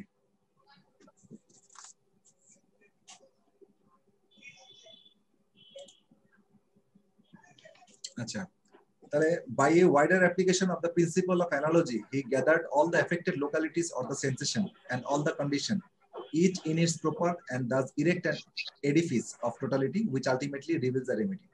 It appears extremely logical and has stood the test of time. We are all familiar with this work of generalization of Boni-Hossein. If you আচ্ছা এই বিষয়টা হচ্ছে বনি-হোসেনের জেনারেলাইজেশন। আমরা এটা তো এখন প্রতিষ্ঠিত সত্য এবং এটি হচ্ছে মূল বেসিস এই রেপার্টরির, সবকিছুকে জেনারেলাইজ করা। ঠিক আছে, তো এই জিনিসটা না জানলে আমরা কিন্তু এই রেপার্টরি ব্যবহার করতে পারবো না। ঠিক আছে, এই ফিলোসফিটা বুঝতে হবে, এটি হচ্ছে মূল ফিলোসফি। তাহলে এখানে সব লোকালিটি থেকে উনি সব প্রুভারের সব লোকালিটি দেখছে, সেন্সেশন দেখছে, আদার কন্ডিশন মডালিটি দেখছে, দেখে উনি একটা প্যাটার্ন তৈরি করে প্যাটার্নটাকে প্যাটার্ন ওয়াইজ উনি রেপার্টরিতে স্থান দিয়েছে। ঠিক আছে, মানে এক এক প্রুভার এক এক দিকে দৌড় দিয়েছে, উনি একদিকে দৌড় দেয়নি, উনি প্যাটার্নটার দিকে দেখছে, প্যাটার্নটাকে উনি রাখছে, হ্যাঁ বৈশিষ্ট্যটা রাখছে, তার সেন্সেশনটাকে রাখছে, তার মডালিটিকে রাখছে, জেনারেলাইজ মডালিটি। আমরা প্র্যাকটিক্যাল এক্সাম্পলে গেলে আরো ক্লিয়ার হয়ে যাবে, সমস্যা নেই। In repertory making, it is not merely indexing of symptom, then it would be presenting skeletons without the virility qualities. In the evolution of repertories, the highest contribution was bound to lead to generalization deduced from the study of proving and vast clinical confirmation. তাহলে এটা হচ্ছে রেপার্টরিটা হচ্ছে শুধু index করা না, এটা হচ্ছে এটা স্কেলেটন বা এটার অ্যানাটমিটা, মানে আমার এটা গঠনটা বোঝার জন্য আমাদের কোয়ালিটেটিভ এটা রুব্রিক সিলেকশনটা খুব ইম্পর্টেন্ট। তো এটা যদি আমরা না বুঝি বা জেনারেলাইজেশনটা যদি না বুঝি তাহলে আমরা এই রেপার্টরিটা ব্যবহার করতে পারবো না। তো প্রুভিং এবং ক্লিনিক্যাল কনফার্মেশনের মাধ্যমে এই জেনারেলাইজেশন গুলো ডিডিউস বা উৎপন্ন করা হয়েছে বা তৈরি করছেন উনি। আচ্ছা, Boni-Hossein said that analogy is extremely important in the selection of remedy, and that is why when he noted a particular sensation in a part of the body, he supposed that this sensation could be related also to the other part, which neither the patient expressed nor it has been brought out in the proving. But from the analogy itself, one could ascribe this sensation to the present in other part of the body also. That is, he generalized that particular sensation belonging to the patient or to the remedy. যে কথাগুলো বললাম এই কথাগুলো এখানে বলা হলো। তো I hope এটা মোটামুটি সবাই বুঝতে পারছেন। মানে পার্টিকুলার কোন এরিয়াতে উনি কনফাইন থাকে নাই, ওনার যে সিম্পটমটা উনি চিন্তা অ্যানালজি করে ধরে নিয়েছেন যে একটা প্রুভার এই সিম্পটমটা এখানে দিয়েছেন, হয়তো আরো প্রুভিং বাড়লে ওই একই জিনিসটা অন্য প্রুভার অন্য জায়গায় দিবেন, কিন্তু মূল ওই জিনিসটাই থাকবে। এবং এই জন্য যখন রোগী আমার সামনে আসতেছে, রোগীর আমি লোকেশনটার চেয়েও আমি তার কি প্রেজেন্ট করতেছে, কি কোয়ালিটেটিভ জিনিস থ্রো করতেছে সেটা আমি মূল্যায়ন করতেছি বেশি এই রেপার্টরিতে, পার্টিকুলার এরিয়াতে না, জেনারেলাইজড ভাবে। Hahnemann had promulgated that drug selected should corresponding as closely as possible both in number and character to that of the patient. Character is more important than mere numerical totality. ঠিক আছে, তো Hahnemann নিজেও বলছেন যে একটা remedy selection করার সময় আমরা মানে রুব্রিক মানে বেশি সিম্পটম এবং কোয়ালিটেটিভ সিম্পটম কে আমাদেরকে বিবেচনা নিতে হবে, এবং কোয়ালিটেটিভ সিম্পটম বা ক্যারেক্টারিস্টিক সিম্পটমকে উনি বেশি গুরুত্ব দিয়েছেন রেপার্টরাইজেশনের ক্ষেত্রে। তো এটা the ground of totality of symptom is a safe rule, but which is usually disregarded. The reasons are exigencies of business, difficulty because of lack of complete development of essential symptom, imperfection of our symptomatology, proving are insufficient in number to develop a complete parallel to the case in hand, or prover have carelessly observed and imperfectly recorded their symptom. Incomplete symptom are rather the rule in our materia medica. তাহলে জিনিসটা যেটা বললো যে এই যে একটা ground মানে totality তৈরি করার জন্য আমরা যে থিওরিটিক্যাল গ্রাউন্ড যে রুব্রিকগুলোর সবগুলো থাকতে হবে এবং তার কোয়ালিটেটিভ এবং কোয়ান্টিটেটিভ একসাথে রাখতে হবে, কিন্তু এগুলো কিছু মানে মানে থিওরিটিক্যালি বললেও এটা বাস্তবে সম্ভব হয় না, বিকজ ওই বিষয়টাই বললো যে সব প্রুভারও সব সিম্পটম দেয় না, এবং ওই প্রুভিং যে সিম্পটমটা যে লোকেশনে দিয়েছে আমার রোগীটা কিন্তু ওই লোকেশনে ওই সিম্পটম দিচ্ছে না, ওই সিম্পটমই দিচ্ছে, বার্নিংই দিচ্ছে, কিন্তু লোকেশন আলাদা হয়ে গেছে। যদি আমি লোকেশনও মিলাইতে যাই তাহলে কিন্তু আমি ওই মেডিসিনটাকে ধরে রাখতে পারতেছি না। হ্যাঁ, তাহলে এই বিষয়টা অ্যানালজির মাধ্যমে এই সমস্যার সমাধান করা হয়েছে।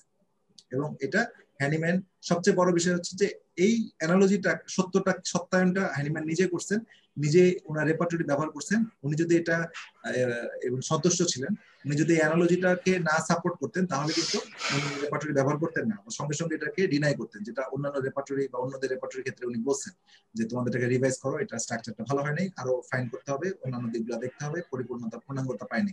কিন্তু ওনারটা উনি সন্তুষ্ট ছিলেন এবং ব্যবহার করছেন। এবং এটা হচ্ছে ওনার ফিলোসফি।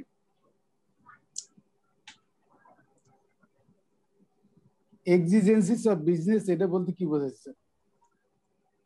এক্সিজেন্সিস অফ বিজনেস মানে হচ্ছে অনেক কারণে মানে প্রুভাররা অনেক তাদের ব্যস্ততা বা অন্যান্য ইস্যুর কারণে হয়তো সঠিকভাবে সিম্পটম গুলো দিতে পারেনি। বিজনেস মানে তো এখানে কাজ, এখানে বিজনেস মানে তো ব্যবসা না। তো তাদের বিভিন্ন ইস্যু, সজাগতা বিভিন্ন ইস্যুর কারণে আমরা সিম্পটম গুলো পাচ্ছি না। আচ্ছা আচ্ছা, ঠিক আছে। Boninghosen had learned that the symptom which existed in an incomplete state in some part of a given case could be reliably completed by analogy by observing the condition of other part of that case.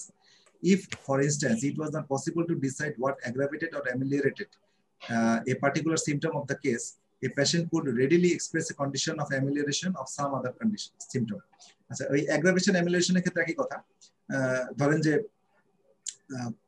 প্রুভারের ক্ষেত্রে বলছিল যে এটা কোমর ব্যথা উপর হইলে বাড়ে অথবা শুয়ে থাকলে বাড়ে। হ্যাঁ, কিন্তু রোগী বলতেছে যে মাথা ব্যথা শুয়ে থাকলে বাড়ে। এখন যদি আমি মাথা ব্যথা শুয়ে থাকলে বাড়ে এই টোটাল লাইনটা নিতে চাই, তাহলে প্রুভারের যে সিমটমটা মনে করেন কোমর ব্যথা শুয়ে থাকলে বাড়ে, সেটাতে মেডিসিন আসতেছে মনে করেন যেটা রাস্টক্স, আর আমি রোগীর কাছ থেকে নিলাম মাথা ব্যথা শুয়ে থাকলে বাড়ে, তাহলে ওখানকার মেডিসিনের মধ্যে কিন্তু রাস্টক্সটা আসতেছে না সাপোজ। তো এখন দেখা যাবে যে আমার কিন্তু মেডিসিনটা আসলে রাস্টক্স দিলে রোগীটা ভালো হতো, তাহলে আমি কিন্তু এটা অ্যানালজিটা যদি না ইউজ করি তাহলে আমি কিন্তু রাস্টক্সটা আনতে পারবো না। তো একটা সিমটম দিয়ে তো আমি দিব না, আমি তো টোটালিটি অনেকগুলো সিমটমই দিব, কারণ রোগীর মডালিটি মানে অ্যাগ্রাভেশন অ্যামিউলেশন অনেক জায়গায় অনেক লেভেলে হবে। তো আমি যদি ওইটাকে সেট না করি তাহলে আমার মেডিসিনটা মিস করবো। তাহলে ওই অ্যানালজিটা যদি আমি বুঝি যে তাহলে প্রুভার টু প্রুভার ভ্যারি করবে, রোগী টু রোগীও ভ্যারি করবে, কিন্তু মূল যে বিষয়টা ওই শুইলে বারে লাইং মানে অ্যাগ্রাভেশন লাইং আফটার, ওইটাই হচ্ছে আপনার ফিক্স থাকবে। কিন্তু লোকেশন চেঞ্জ হতে পারে, কোমর ব্যথা হতে পারে, মাথা ব্যথা হতে পারে, পিঠ ব্যথা হতে পারে, বাট অ্যাগ্রাভেশন লাইং আফটার এটাই ইম্পর্টেন্ট। এবং এই জিনিসটা কিন্তু সবচেয়ে মানে বাস্তবে জীবনে এসে সবচেয়ে বেশি প্রমাণিত হয়েছে এবং এটা সবাই এই বিষয় কনসেপ্টটাকে গ্রহণ করছেন। এবং কেন্ট যিনি প্রথম তার যে রেপার্টরি যেটা 1896 সালে করছেন ফার্স্ট এডিশন, সেখানে কিন্তু বনিংহোসেনের প্রচন্ড প্রশংসা করছেন এবং এটার ওনারটা ফলো করছেন। এবং পরবর্তীতে যে কোনো অজানা কারণে হোক উনি অনেক সমালোচক হয়ে গেলেন বনিংহোসেনের। এবং কিন্তু এত সমালোচনা করলেও পরে উনি তার সবচেয়ে গুরুত্বপূর্ণ যে চ্যাপ্টার জেনারেলিটিস চ্যাপ্টার, সেখানে কিন্তু এই বনিংহোসেনের প্যাটার্নটাকে পরিপূর্ণভাবে উনি ইনকর্পোরেট করে রাখছেন এখনো still. It did not take long to discover that condition of aggravation or amelioration are not confined to this or that particular symptom. মানে একটা এরিয়াতে কোনো জিনিসটা থাকবে না, মূল জিনিসটা ঠিক থাকবে, এরিয়া চেঞ্জ হতে পারে। But the extent to almost all the symptom, Boninghosen approach was that proving are not complete and can never really be complete. Boninghosen এটাই বলছেন যে প্রুভিং কমপ্লিট হয় না এবং কখনোই কমপ্লিট হওয়া সম্ভব না, বিকজ প্রুভিংটা ডাইনামিক লেভেলে হয় এবং ডাইনামিক লেভেলে প্রুভার টু প্রুভার ভ্যারি করবে। প্রত্যেকটা মানুষ আলাদা, প্রত্যেকটা মানুষের সাসেপ্টিবিলিটি আলাদা। Similarly, case history are given by the patient are also not complete. হ্যাঁ, এটা একইভাবে একই কথা। তো এটা আর এটার ব্যাখ্যা করার দরকার নেই, এই জিনিসটা একই কথা বারবার বলা হচ্ছে। জি স্যার, স্যার স্যার যেমন আমরা আছে একটা কলোসিন মানে সম্পর্কে ফরওয়ার্ডে যদি ফোল্ড হয়ে যায় তো ব্যথা কমে, এটা কি ক্যারেক্টারিস্টিক হবে না লোকেশন হবে, কিভাবে এটা? না, এটা তো তার aggravation symptom, aggravation of the position। তো তার এই যে দ্বিভাজ ডবল বেন্ডিং কলোসিন, তাই না? ডবল বেন্ডিং হলে কলোসিন কি হয়, ব্যথাটা অনেক সময় বাড়ে না কমে? কমে। তো কমে, তো হ্যাঁ, তাহলে এই ডবল বেন্ডিংটা এটাই হচ্ছে তার বৈশিষ্ট্য। এখন ডবল বেন্ডিং হয়ে তার ব্যথাটা যদি পেটেরটাও কমে সেটাও তার কমতে পারে, অন্য অন্য জায়গায় হলেও কমবে। এই ডবল বেন্ডিংটাই হচ্ছে তার অ্যামেলিয়ারেশন, এটি হচ্ছে ইম্পর্টেন্ট। ওইটা তার ক্যারেক্টারিস্টিক এই অ্যাগ্রাভেশনটাই, কারণ অ্যাগ্রাভেশনে শুধু এতটুকু লেখা আছে, অ্যাগ্রাভেশন চ্যাপ্টারে কিন্তু আবার এই লেখা নেই, কিন্তু abdomen double bending ML in abdomen এইভাবে লেখা নেই, ডবল বেন্ডিং এমএল, ঠিক আছে। ম্যাট্রিমেডিকাতে কলোসিনতে আছে যে ওইখানে অ্যাবডোমেন এটা লেখা আছে, এই হলো আমাদের পার্থক্য মনে হচ্ছে না? হ্যাঁ হ্যাঁ, এই ম্যাট্রিমেডিকাতে লিমিটেশন আছে, কারণ ম্যাট্রিমেডিকা তৈরি হয়েছে প্রুভিং থেকে, ওই প্রুভার অ্যাবডোমেনের সিম্পটম থ্রো করছে, কিন্তু আপনি যদি টোটালিটি অফ কেসে যদি রোগীটা সবকিছু মিলতেছে কিন্তু পেটের সিম্পটমটা মিলতেছে না, কিন্তু এই জন্য আপনি কলোসিন দিতেও পারতেছেন না। কিন্তু যদি আপনি বনিওসিন অ্যানালজিতে নেন তাহলে কিন্তু আপনি মিলাই দিতে পারবেন যে তার বেন্ডিং এ তার মাথা ব্যথা বাড়তেছে, মানে আরাম লাগতেছে, তার মাইগ্রেনে ব্যথা, কিন্তু এরকম ভাঁজ হয়ে থাকলে তার মাইগ্রেনে ব্যথা কমতেছে, কিন্তু প্রুভার তো বলছে পেট ব্যথা কমে, তাহলে তো আমি তো নিতে পারতেছি না, প্রুভারের সাথে তো মিলতেছে না। কিন্তু আপনি যদি অ্যানালজি মিলান তাহলে লোকেশন চেঞ্জ হতে পারে, কিন্তু তার ডবল ভাঁজ করলে ব্যথা কমতেছে, এটা যদি নেন তাহলে ঠিক আছে। এটাকে আরেকটু জেনারেলাইজ করতে পারেন, ব্যথা কথাটা বাদ দিতে পারেন, ব্যথা কথাটা বাদ দিয়ে দ্বিভাঁজ করলে সমস্যা কমে, সেটা ব্যথা হইতে পারে, অন্য কিছু হইতে পারে, সেটা নাকের ব্লিডিং পড়া বন্ধ হইতে পারে বা কাশি কমতে পারে, হ্যাঁ আপনার অন্য কিছু হইতে পারে, পেট ব্যথা হইতে পারে, এটাকে আরো জেনারেলাইজ করা হবে এইভাবে। এইটা হচ্ছে মোর, হ্যাঁ। আর একটু সেকেন্ডারি ইস্যু হচ্ছে পেইন, তারপরে হচ্ছে লোকেশন আরো, ঠিক আছে, এইভাবে জেনারেলাইজ করতে হবে। তারপর আমরা দেখবো অ্যাগ্রাভেশন অ্যামিউলেশন চ্যাপ্টার গেলেই তো আমরা দেখতে পাবো, ওটা তো আমরা পড়বই, আমরা মূল ফিলোসফিটা আগে জেনে নিলাম। স্যার এটা কি ক্লিনিক্যাল প্রুভের কোনো বই আর নতুন করে হয়েছে কিনা, কেউ পড়ছে কিনা? ক্লিনিক্যাল প্রুভিং মানে এই যে অ্যাপ্লাই করার পরে এরকম জেনারেলাইজ করে নেওয়ার পরে রোগীকে প্রয়োগ করলো, তারপরে সেটা সুস্থ হয়ে গেল, এর ধরনের কোনো কেস হিস্ট্রি? এটা তো বনিমোশন নিজেই করছেন, বনিমোশন যে গ্রেডিংটা করছে, ওনার যে 5টা গ্রেড না মেডিসিনে, 5 নাম্বার গ্রেডটা কি? 5 নাম্বার গ্রেডটা হচ্ছে না স্যার, এটা তো তখনকার দিনে, মানে আমি বলছি বর্তমান কালে, যেমন কেন্টস রেপার্টরি ব্যবহার করছে আমার সবাই, সেও ব্যবহার করে ফল পাচ্ছি, ঠিক এরকম বনি হোসেনের এগুলো ব্যবহার করে ফল পাচ্ছি, এরকম কোনো কিছু আছে কিনা স্যার, এটা জানতে। ফল তো তারাই পাইছে, কারণ আমরা তো পাচ্ছি, আমরা পাবো না, মানে তাদেরটাই তো আমরা ভেরিফাই করতেছি, মানে আমরা, আপনি কি বলতে চাচ্ছেন আমি বুঝিনি। আপনি ভেরিফাই করছেন এটা বলতেছেন? হ্যাঁ, আমি কেন, সারা ওয়ার্ল্ডে সবাই ভেরিফাই করতেছে, এখন ভেরিফাই করতেছে। কেন্টের রেপার্টরিও তো আপনি এখান থেকে নাও। আচ্ছা আচ্ছা, ঠিক আছে। কেন্টের জেনারেল চ্যাপ্টার তো বনি হোসেন থেকে পরিপূর্ণ নাও, কেন্ট তো নিজে বানায় নাই। ঠিক আছে ঠিক আছে, এই বনি হোসেনের রুব্রিকটাই তো নাও, তখন তো স্ট্রাকচার দেখতে বুঝুন। আচ্ছা, these elements of the symptom must be completed before we can have a real totality of the case, and this we did by his principle of analogy. We have seen many remedies which have comparatively greater preference for left or right side of the body. আচ্ছা, এখানে একটা জিনিস দেখলাম যে আমরা অনেক remedy দেখি যে কোন রেমেডি ডান পাশে বেশি প্রকাশ পায়, বাম পাশে আবার অনেকে বাম পাশে প্রকাশ পায়। আচ্ছা, কিন্তু অনেক সময় দেখা যায় so far in the proving or in the clinical confirmation there are many symptoms which have not been mentioned or clinically confirmed, but knowing that the remedy has got a greater preference or a marked preference for one particular side, we have cured in our practice certain complaints of symptom which are markedly present on one side of the body, although these symptoms have never been noticed before anybody else. এইটাই মানে আমি বলতে যাচ্ছিলাম, এই জিনিসটাই।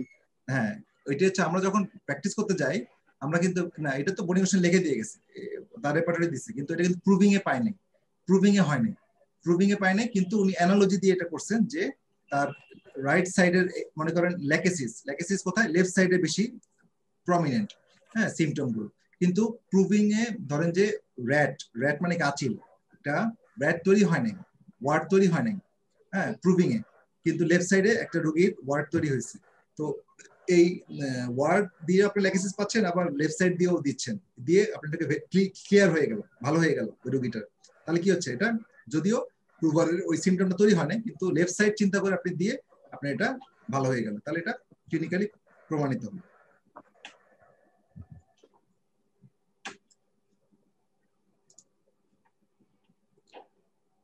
এই যে ওই জিনিসটাই বললাম যে কোথাও যদি হয়, আঁচিল হয়, হ্যাঁ মনে করেন লেফট সাইডের একটা আঁচিল হয়েছে, এটা ল্যাকেসিস দিয়ে ভালো হয়ে গেছে, কিন্তু প্রুভিং করে আমরা করতেছি বিভিন্ন জার্নাল বা ক্লিনিক্যাল দিয়ে প্রুভিং দিয়ে, অথেন্টিক জার্নাল দিয়ে অথবা ক্লিনিক্যাল কনফার্মেশন দিয়ে আমরা এটা খুবই কদাচিৎ সিমটম পাচ্ছি যে লেকেসিস এখানে ওই ধরনের মানে আচিল, বাম পাশের কোন আচিল লেকেসিস ভালো করতে পারছে। এটা আমরা কোনো জার্নাল থেকে, প্রুভিং থেকে বা ক্লিনিক্যাল কনফার্মেশন দিয়ে আমরা বেশি পাচ্ছি না, কিন্তু অ্যানালজি দিয়ে পাচ্ছি। বিকজ লেকেসিস আমরা যতবার প্রুভিং হয়েছে ম্যাক্সিমাম সিমটম সে লেফট সাইডে তৈরি করছে, এই জন্য সাইড হিসেবে লেফট সাইডে লেকেসিসকে হাই গ্রেডে দিয়েছে বোনি মোশন।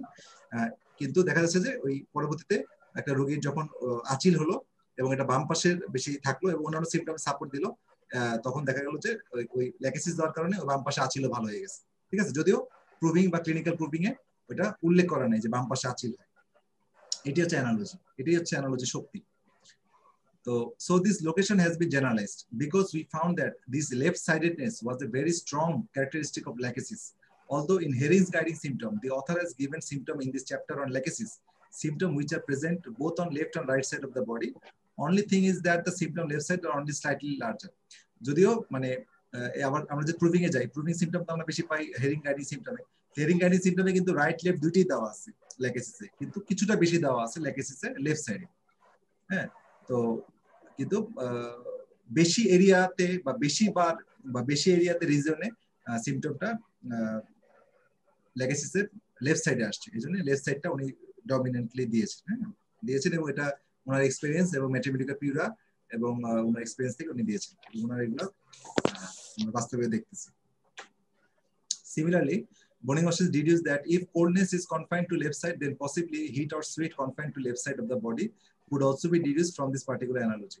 The analogy দিয়ে উনি আবার দেখলেন যে কোন রোগীর যদি আবার বাম পাশে যদি ঠান্ডা থাকে, শীত লাগে, তাহলে তার গরম এবং ঘাম হওয়ার প্রবণতাটা বাম পাশে বেশি হয়। ঠিক আছে, তো এটাও তার অ্যানালজি দিয়ে দেখছেন এবং এটাকে জেনারেলাইজ করছেন।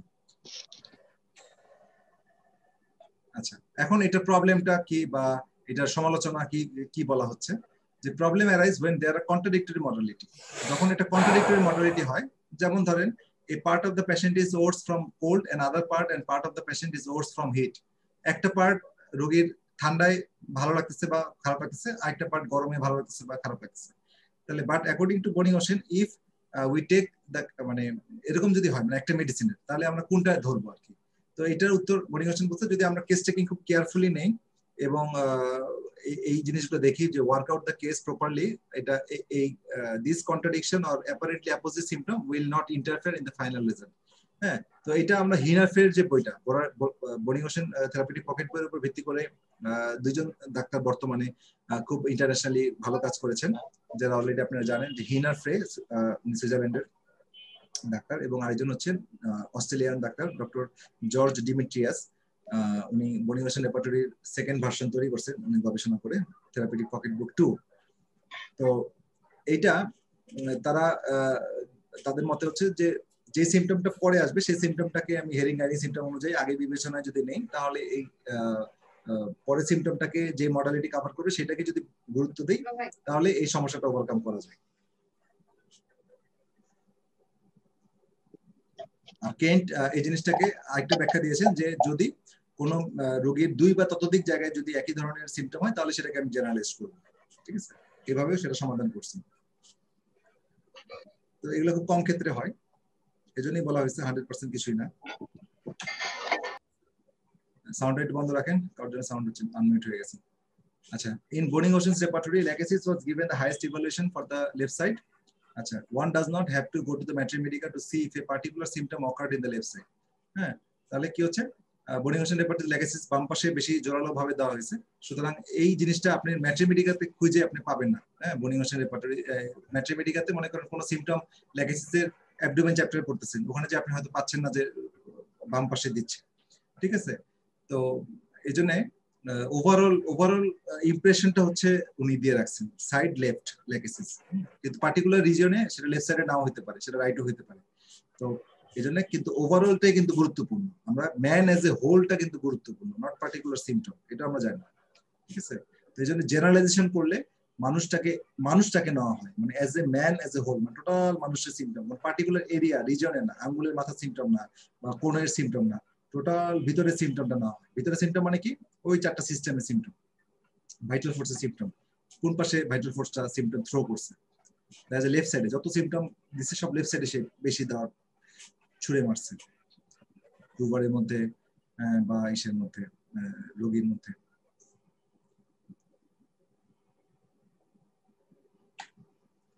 আচ্ছা, তো অ্যানালজিটা আমরা মোটামুটি বুঝলাম, তাই না? অ্যানালজি নিয়ে কোনো প্রশ্ন থাকলে ক্লিয়ার করি, পরেরটায় যাব। আমরা প্রথম ক্লাস কতক্ষণ হয়ে গেল? আপনারা বোরিং হয়ে যাচ্ছেন, কটা বাজে? জি স্যার, কতক্ষণ করাবেন স্যার? 2 ঘন্টা হয়ে গেছে স্যার। বাজে কটা? 11টা পার হয়ে 11:15। আচ্ছা, তাহলে আমরা কনসেপ্ট অফ কনকমিটেন্ট পর্যন্ত থাকি আজকে। হ্যাঁ, অ্যানালজি পর্যন্ত বুঝলাম, কারণ একদিনে বেশি বললে পরে মাথায় যাবে না, কারণ আমরা এই বোরিংয়েশন রেপার্টরিটা আমাদেরকে ভালো করে বুঝতে হবে। আর বাই দিস টাইম আপনারা আমরা এই বইটা হয়তো কাল নেক্সট ক্লাসে আমরা আলোচনা করব। নেক্সট ক্লাসটা মেবি বৃহস্পতিবার হতে পারে। তো আপনারা সংগ্রহ করে নিন। আর ওই যুগল কিশোরের বইটা মঙ্গলবারে আসবে আমাদের হাতে, আমরা পাবো। আপনারা নিতে চাইলে আমাকে হোয়াটসঅ্যাপে জানাই দিন। আর এই কোর্সের যে বইগুলো আছে সবগুলো সংগ্রহ করে নিন, যেখান থেকেই পারেন সংগ্রহ করে নিন। হ্যাঁ, আর সফটওয়্যার আপনাদের কাছে। স্যার আমি একটা কথা বলতে চাচ্ছি। শিওর স্যার, এই বোরিংয়েশনের রেপার্টরি বইটা কি এইচডি হোমিও সদনে পাওয়া যাবে? জি, আছে আমাদের কাছে। এটা আচ্ছা, এটা ওখান থেকে কালেকশন করেন। ওটা কি কোনো বাংলা অনুবাদ আছে না ইংলিশ? না, এটা বাংলা নেই, ওটা অরিজিনাল বইটাই কপি করা আছে। বাংলা লাগবে না আমার মনে হয়, বাংলা দরকার নেই, কারণ আপনি রেপার্টরি বাংলা কিভাবে করবেন? আপনার ডান পাশ বাম পাশ কি বাংলা করবেন? হ্যাঁ, সেন্সেশন বার্নিং, এটা আপনি কি বাংলা করবেন? আপনি ওই বাংলা করে তো আপনি আবার রেপার্টরি তো আবার ঘুরে আবার তো ইংলিশে তো আসতে হবে। কম্পিউটার যখন ইউজ করবেন। কেন্টের একটা রেপার্টরি রিসেন্টলি কিনলাম, ওটাতে ইংরেজির পাশাপাশি কিছু কিছু বাংলা অনুবাদও করা আছে। মেইনলি ইংরেজিতেই কিছু কিছু বাংলাও আছে। না জানি, ওইটা জানি। এখন পর্যন্ত এরকম করা লাগবে না, অসুবিধা হবে না। তবে কোন রেপার্টরি জানার জন্য জিজ্ঞেস করলাম। জি, কোন রুব্রিক না বুঝলে তো আমরা আছি ইনশাআল্লাহ। আপনি যখন কোন রুব্রিক বুঝবেন না মিনিং, সেটা তো আমরা বলে দিব ইনশাআল্লাহ। সমস্যা নেই, গ্রুপটা তো করাই হচ্ছে এই কারণে, যদি কোন রুব্রিক। স্যার ঠিক আছে। আসসালামু আলাইকুম স্যার। স্যার জেনারেলাইজড জিনিসটা বুঝতে পারলাম স্যার, বিভিন্ন প্রুভাররা যে সবার গুলো এক হয়েছে এটা জেনারেলাইজড লক্ষণ হিসেবে নেওয়া হয়েছে স্যার। আর স্যার পিকুলিয়ার রিয়ার সিম্পটমটা এটা কোনটা স্যার? পিকুলিয়ার মানে হচ্ছে অদ্ভুত সিম্পটম, বৈশিষ্ট্যপূর্ণ সিম্পটম। সাপোজ যে কয়েকটা উদাহরণ দিলাম না, যে রোগী পেশাব করে দাঁড়ানোর পরে মাথা ঘোরায়, অন্য সময় হয় না, তো এটা একটা পিকুলিয়ার সিম্পটম। আবার কোন টাইমের একটা বিষয়, সকালবেলায় তার সিম্পটম বাড়ে, সারাদিন অন্য সময় হয় না, এটা একটা পিকুলিয়ার সিম্পটম বা টাইম মডালিটি। সব প্রুভারদের ক্ষেত্রে পাওয়া গেছে স্যার, তো জেনারেলাইজড গেল নাকি সেই জন্য স্যার? না, সব প্রুভারদের এটা আসে নাই, সব প্রুভারদের আসে নাই, কিন্তু সব প্রুভারদের আসবে সেটা না। আর আপনি যেটা বলছেন জেনারেলাইজ, সব প্রুভারদের আসলে জেনারেলাইজ, সেটা কথাটা কিন্তু সেরকম না।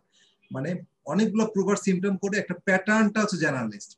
প্যাটার্ন মানে লেফট সাইডে প্রবণতাটা দেখা গেছে, এটা হচ্ছে জেনারেলাইজড। সেই একটা ম্যাক্সিমাম আসলে আমরা জেনারেলাইজড নিচ্ছি স্যার। না, ম্যাক্সিমাম না। একটা প্রুভার মনে করেন মাথা ব্যথা বাম পাশে বসছে, আরেকটা প্রুভার পেট ব্যথা বাম পাশে বসছে, আরেকটা প্রুভার হাত ব্যথা বা শোল্ডার পেইন বাম পাশে বসছে, আরেকটা প্রুভার হাঁটু ব্যথা বাম পাশে বসছে, একটা প্রুভার টেস্টিসে ব্যথা বাম পাশে বসছে, অথবা ক্লিনিক্যালি ভেরিফাই বাম পাশে সিম্পটম গুলো আসছে। তাহলে লোকেশন চেঞ্জ হচ্ছে, কিন্তু ম্যাক্সিমাম প্যাটার্নটা দেখা যাচ্ছে যে তার লেফট সাইডেড। এটা বলা হচ্ছে তার লেফট সাইডেড প্রিপন্ডারেন্স বা প্রবণতা, এটা হচ্ছে জেনারেলাইজ। আবার মানে জেনারেলাইজ করা হয়েছে যে বাম পাশে তার বৃদ্ধি, মানে ওই বাম পাশে তার প্রবণতাটা আছে প্রকাশ করার সিম্পটমে। হ্যাঁ, এইটা লোকেশনটা কিন্তু জেনারেলাইজ। পিকুলিয়ার মানে অদ্ভুত, পিকুলিয়ার মানে অদ্ভুত, মানে কিছু প্রুভার দিবে, সব প্রুভার কিন্তু পিকুলিয়ার দিবে না। হ্যাঁ, কিছু প্রুভার দিচ্ছে, কিন্তু এটা খুবই বৈশিষ্ট্যপূর্ণ সিম্পটম, এবং ওই মেডিসিনটা সেটা তৈরি করছে। বৈশিষ্ট্যপূর্ণ হইতে গেলে কিন্তু অনেকগুলো সিম্পটম যোগ করলে বৈশিষ্ট্যপূর্ণ হয়। আপনি দেখেন, যে কোনো একটা সিম্পটমের অনেকগুলো লেজ লাগালে কিন্তু এটা বৈশিষ্ট্যপূর্ণ হবে। সকালে পারে, মাথা দাঁড়ালে পারে, কোনো কিছু ই করলে, যেমন একটা সিম্পটম আছে থুজার। আমি একটা রোগীকে দিয়ে খুব র্যাপিড রেজাল্ট পেয়েছি। কি একটা প্যাথোলজি ছিল এক্সাক্ট মনে নেই। সেটা হচ্ছে সে যখন টয়লেটে যায় পায়খানা করতে বসে, মানে কমোডে যেভাবে, লো কমোডে যেভাবে বসে, যখনই বসে মাথা নিচু করে তখনই তার নাক দিয়ে পানি পড়ে। ইন্টারেস্টিং না? টয়লেট করতে গেছে, বসে মাথা নিচু করছে, তখনই নাক দিয়ে পানি পায়। তখন আমি চিন্তা করলাম যে এটা আসলে ঘটনাটা কি তার অন্য কোনো আছে কিনা ভেরিফাই করি। তাহলে আমি বললাম যে আপনি যখন এমনি বসেন একইভাবে মাথা নিচে করেন, তখন হয় না? হয় না। বা দিনের অন্য কোনো সময় হয় না। তার খালি ওই সময় হয়, এবং টয়লেট করার সময় হয়, পায়খানা করার সময় হয়, পেশাব করার সময় হয় না। পায়খানা করার সময় যখন চাপটা দেয় পায়খানা হয় তখন তো নাক দিয়ে পানি পড়ে। তখন আপনি সিমটম দেখেন পরাইজাস স্টুল ডিউরিং, আপনি রুব্রিক খুঁজে দেখেন রেপার্টরিতে দেখবেন থুজাস, থুজা আমি দিয়েছি এবং তার পাইলস নাকি একটা সমস্যা ছিল, ওইটা ভালো হয়ে গেছে। ঠিক আছে, রাইট স্যার। তাহলে এটা হচ্ছে পিকুলিয়ার সিমটম, বুঝছেন? অনেকগুলো সিমটম মিলাতে হবে, অনেকগুলো বসে দিতে হবে, এটা হচ্ছে পিকুলিয়ার সিমটম। এটা প্রুভারদের কাছ থেকে আসতে পারে, ক্লিনিক্যাল প্রুভিং আসতে পারে, মানে স্যার আরেকটা লাস্ট ল্যাকিসিস সংক্রান্ত বললেন স্যার, লেফট সাইডে এটা ভালো কাজ করে এবং ওয়াশ হওয়াতে ল্যাকিসিস দেওয়াতে চলে গেছে। তাহলে লাস্টে কি স্যার আমাদের যে রেপার্টরিটা হচ্ছে লাস্টে কি ক্লিনিক্যালটাই আমরা বেশি গুরুত্ব দিব? না, আমরা ক্লিনিক্যালের কথা তো এখানে বলি না। ক্লিনিক্যালি তো কোনো ইস্যুই পাচ্ছেন না যে র্যাট ভালো হচ্ছে। আপনি বোনিগোশন অ্যানালজি বলতে স্যার ক্লিনিক্যালে ডান পাশে বাম পাশে কোনো র্যাট ভালো করতে পারে না, ল্যাকিসিসে লেখা নাই, কোনো জার্নালেও লেখা নাই, ম্যাট্রিমেডিকাতেও লেখা নাই, বা কোনো ইস্যুও লেখা নাই, কিন্তু বাম পাশের আচিল ল্যাকিসিসে ভালো হয়েছে।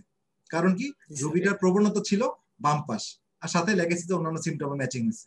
সুতরাং শুধু যদি আমি র্যাট বাম পাশ দিতাম তাহলে কিন্তু আমি ল্যাকিসিসকে খুঁজে পাইতাম না, আমি শুধু বাম পাশ দেওয়ার কারণে পাইছি। বুঝতে পারছেন স্যার? ভাই এটা কি ম্যাক্সিমাম প্রবণতা? এটা বোনিগোশন অ্যানালজি। ভাই এটা কি ম্যাক্সিমাম প্রবণতা যে প্রুভারদের মধ্যে বেশি পাওয়া যাচ্ছে, ওটার উপর ডিপেন্ড করেই আমরা মানে নট অনলি প্রুভার, এটা প্রুভারও হইতে পারে, এটা ক্লিনিক্যালি রোগীর মধ্যেও হইতে পারে, কিন্তু মানে একটা দুইটা আনকমন জিনিস যেটা রাইট সাইডে দেখা দিচ্ছে, এরপরও উনি ম্যাক্সিমাম প্রবণতা একদিকে পাচ্ছেন বলেই ম্যাক্সিমাম প্রুভারদের মধ্যে এটা জাস্ট উনি এটা অ্যাপ্লাই করার পর এটাকে জেনারেলাইজ করছেন যে বাম দিকে এই মেডিসিনের সিমটম গুলো বাম দিকে বেশি প্রকাশ পায়, এবং এটা গ্রেড দেওয়া হয়েছে, এই জন্যই গ্রেড দেওয়া হয়েছে। বেশি প্রুভাররা পেলে, বেশি ভেরিফাই হলে গ্রেড 5, একটু কম প্রুভার পেলে, কম ভেরিফাই হলে গ্রেড 4, আরো কম পেলে গ্রেড 3। হ্যাঁ, প্রুভিং পায় না কিন্তু কিছু ক্লিনিক্যাল ভেরিফাই পাইছে গ্রেড 2, একদম কদাচিৎ পাইছে গ্রেড 1। এটা ভাই ল্যাকিসিসের ক্ষেত্রে ওয়াটের যে ইয়েটা ছিল, এটা জাস্ট একটা দুটো এক্সেপশন ছিল, তারপর উনি এটা দিয়ে এটার উপকার পেলেন, এটাই আর কি। মানে এই জন্য উনি এটাকে না, ওনার অন্যান্য সিমটমও দিয়েছে। র্যাট মানে একটা এক্সাম্পল, শুধু র্যাটের জন্য তো দেয় না। আপনার এই আচিল তো না, তার টোটালিটি অফ সিমটম তো করেছি, তার হয়তো অন্যান্য সিমটমও ছিল। সবগুলো নেওয়ার পরে এই রুব্রিকের কথা বলছে, এই রুব্রিকটা হচ্ছে বাম পাশে নিয়েছে। যদি সার্চ দিত রুব্রিকে র্যাট রাইট সাইড লেফট সাইড, তাহলে কিন্তু পাইতো না, কোনো রেপার্টরি কিন্তু এটা দিত না যে ল্যাকিসিস। হ্যাঁ, তখন উনি এটাকে গ্রসলি দিতে হয়েছে, কারণ রোগীর প্রবণতা গুলো দেখছে, অন্যান্য সিমটম গুলো দেখছে বাম পাশে। হ্যাঁ, এই জন্য সে শুধু রেপার্টরি, আমরা আপনাদের কনফিউশন গুলো হচ্ছে কেন, কারণ আমরা রেপার্টরির ভিতরে ঢুকি নাই। যখন আমরা রেপার্টরির ভিতরে ঢুকবো তখন কিন্তু আমরা দেখবেন যে কিভাবে সাজানো আছে জিনিসগুলো, তখন কিন্তু এই কোশ্চেন গুলো থাকবে না, ইজি হয়ে যাবে। মানে তখন এই জন্য নিচে left side. Thank you sir. আর স্যার রেপার্টরি সংক্রান্ত সফটওয়্যার সংক্রান্ত স্যার আপনার একটা অ্যাড দেখি স্যার, জুম সফটওয়্যারটা, এটা সংক্রান্ত একটু কিছু বলবেন স্যার? এটা জমিও হোম পেজ জমিও আজকে একজন ভাই নিয়েছেন, আপনাদের সাথে আছেন অলরেডি। আপনার ইসে অ্যাক্টিভেট হয়েছে ইসে কামরুল সাহেব? না স্যার, হয়নি স্যার। কিটা প্রবলেম করতেছে? কি প্রবলেম করে তোমাকে জানার নেই তো? আচ্ছা ঠিক আছে, এটা কালকে সকালে অ্যাক্টিভেট আপনাকে টিম ভিউয়ার বা ইসে দেখে কোথায় সমস্যা হচ্ছে বা স্ক্রিনশট দিন, সেটআপে কোনো প্রবলেম আছে কিনা। ঠিক আছে, এটা দেখে স্যার এখন যে নতুন ভার্সন হচ্ছে ইলেকট্রন ভার্সন, এখন ইলেকট্রন ভার্সন চলে। এটা আপনার সুবিধা আছে অনেকগুলো। এটা হচ্ছে আপনার কন্টিনিউয়াস আপডেট হচ্ছে, এবং এটার আপডেট গুলো অটোমেটিক্যালি নেট চালু থাকলে চলে আসে। মানে আমরা যেভাবে আপডেট গুলো অন্যান্য সফটওয়্যার নেই, এরকম ওয়াইফাই বা নেট চালু থাকলে আপনার যদি কোনো আপডেট ওরা দেয় সেটা। আর এখানে কমপ্লিট রেপার্টরি 2021 পর্যন্ত আছে। তো এটা বোনিগোশন প্রিন্সিপালের উপরে তৈরি করা কমপ্লিট রেপার্টরি, আর কেন্টের স্ট্রাকচার অনুসরণ করা। তো এই আর কি। আর অন্যান্য অনেক রেপার্টরি আছে, মার্ফি আছে, কমপ্লিট আছে, আর বেসিক যে রেপার্টরি সবগুলোই আছে। এছাড়া আরো অন্যান্য এই কদিনের মধ্যে একটা কোভিড রেপার্টরি, করোনা ভাইরাসের পরে কোভিড রেপার্টরি নিয়ে একটা রেপার্টরি আসবে। এগুলো স্পেশাল রেপার্টরি, এগুলো আসতেছে। এবং অন্যান্য যে বিষয়গুলো, প্রচুর ম্যাট্রিমেডিকা, প্রচুর জার্নাল, প্রচুর বই, প্রচুর প্রত্যেকটা মেডিসিনের ডিটেইলস আলোচনা, অনেকগুলো বিষয় আছে। তো এগুলো আমরা যখন করবো, যখন রেপার্টরিতে ঢুকবো, তখন তো আমি সফটওয়্যার থেকে দেখাবো, তখন আরো ক্লিয়ার হয়ে যাবে আশা করি। সমস্যা এটা কি স্যার আপনার কাছে এখন সিস্টেম আছে স্যার? যেমন ইন্ডিয়া যে কথা বলেছিলাম স্যার, বললো যে একটা ডাবল কপি দিবে, একটা আমি কম্পিউটার ব্যবহার করতে পারবো আর একটা মোবাইলে সফটওয়্যারও ব্যবহার করতে পারবো, মানে একটা ফ্রি হিসাবে দিবে না। মোবাইলেরটা তো আলাদা, মোবাইলেরটা তো আমাদের হোমপ্যাড ফায়ারফ্লাই। মানে এটার সাথে কিনলে একটা ফ্রি দিবে কি স্যার বলছিল তারা? এটা না, আমাদের সাথে আমাদের এখন ওই অফারটা নাই। আমাদের যে অফারটা আছে এটা আমার ইন্ডিয়াতে নাই। আমাদের এই অফারটা হচ্ছে যে ইনস্টলমেন্ট 9টা ইনস্টলমেন্টে নিতে পারতেছেন, এটা অনেক ইজি। আর আরেকটা হচ্ছে যে একবারে যদি কেউ পেমেন্ট করে তার 5000 টাকা লেস। এটা এই দুটো অফার আছে। ইন্ডিয়াও স্যার মানে ইয়াতে দেয় স্যার, 9 মান্থে ইয়াতো ইন্ডিয়ার কথা হয়েছিল স্যার, 9 মান্থে ইনস্টলমেন্ট উপর। সমস্যা নাই, আপনার যেখান থেকে সুবিধা আপনি নিতে পারেন, কোনো প্রবলেম নাই। না আপনার কাছ এখান থেকে থেকে নিতে হবে। আমি ফেসিলিটি আছে কিনা সফটওয়্যার বিজ্ঞাপন করছি না আমি, মানে এটা আপনি হোম পেজ নিতে পারেন, ডাটা নিতে পারেন, রাজন সংকলনে ভাইটাল কোয়েস্ট নিতে পারেন, হোয়াটএভার ইট ইজ। মেন কথা আমাদের শিখতে হবে। হোম পেজটা দামের মধ্যে অনেক কম, অনেক কম দাম কম্পারেটিভলি। রাডার যেমন 1,40,000 টাকা, ভাইটাল কোয়েস্ট 1,85,000 টাকা, এটা মাত্র 52,000 টাকা। কিন্তু ফাংশন তো আমার খারাপ না, ভালো। এই আর কি। ঠিক আছে, থ্যাংক ইউ। জি জি, তো ঠিক আছে, ইনশাআল্লাহ আমরা অ্যানালজি পর্যন্ত বুঝলাম। নেক্সট ক্লাসে আমি মেবি বৃহস্পতিবার হবে, যদি না অন্য কোনো কিছু না হয়। তো আপনারা এর মধ্যে একটু স্টাডি করেন, আর বাই দিস টাইম এই বইগুলো সংগ্রহ করে নেন।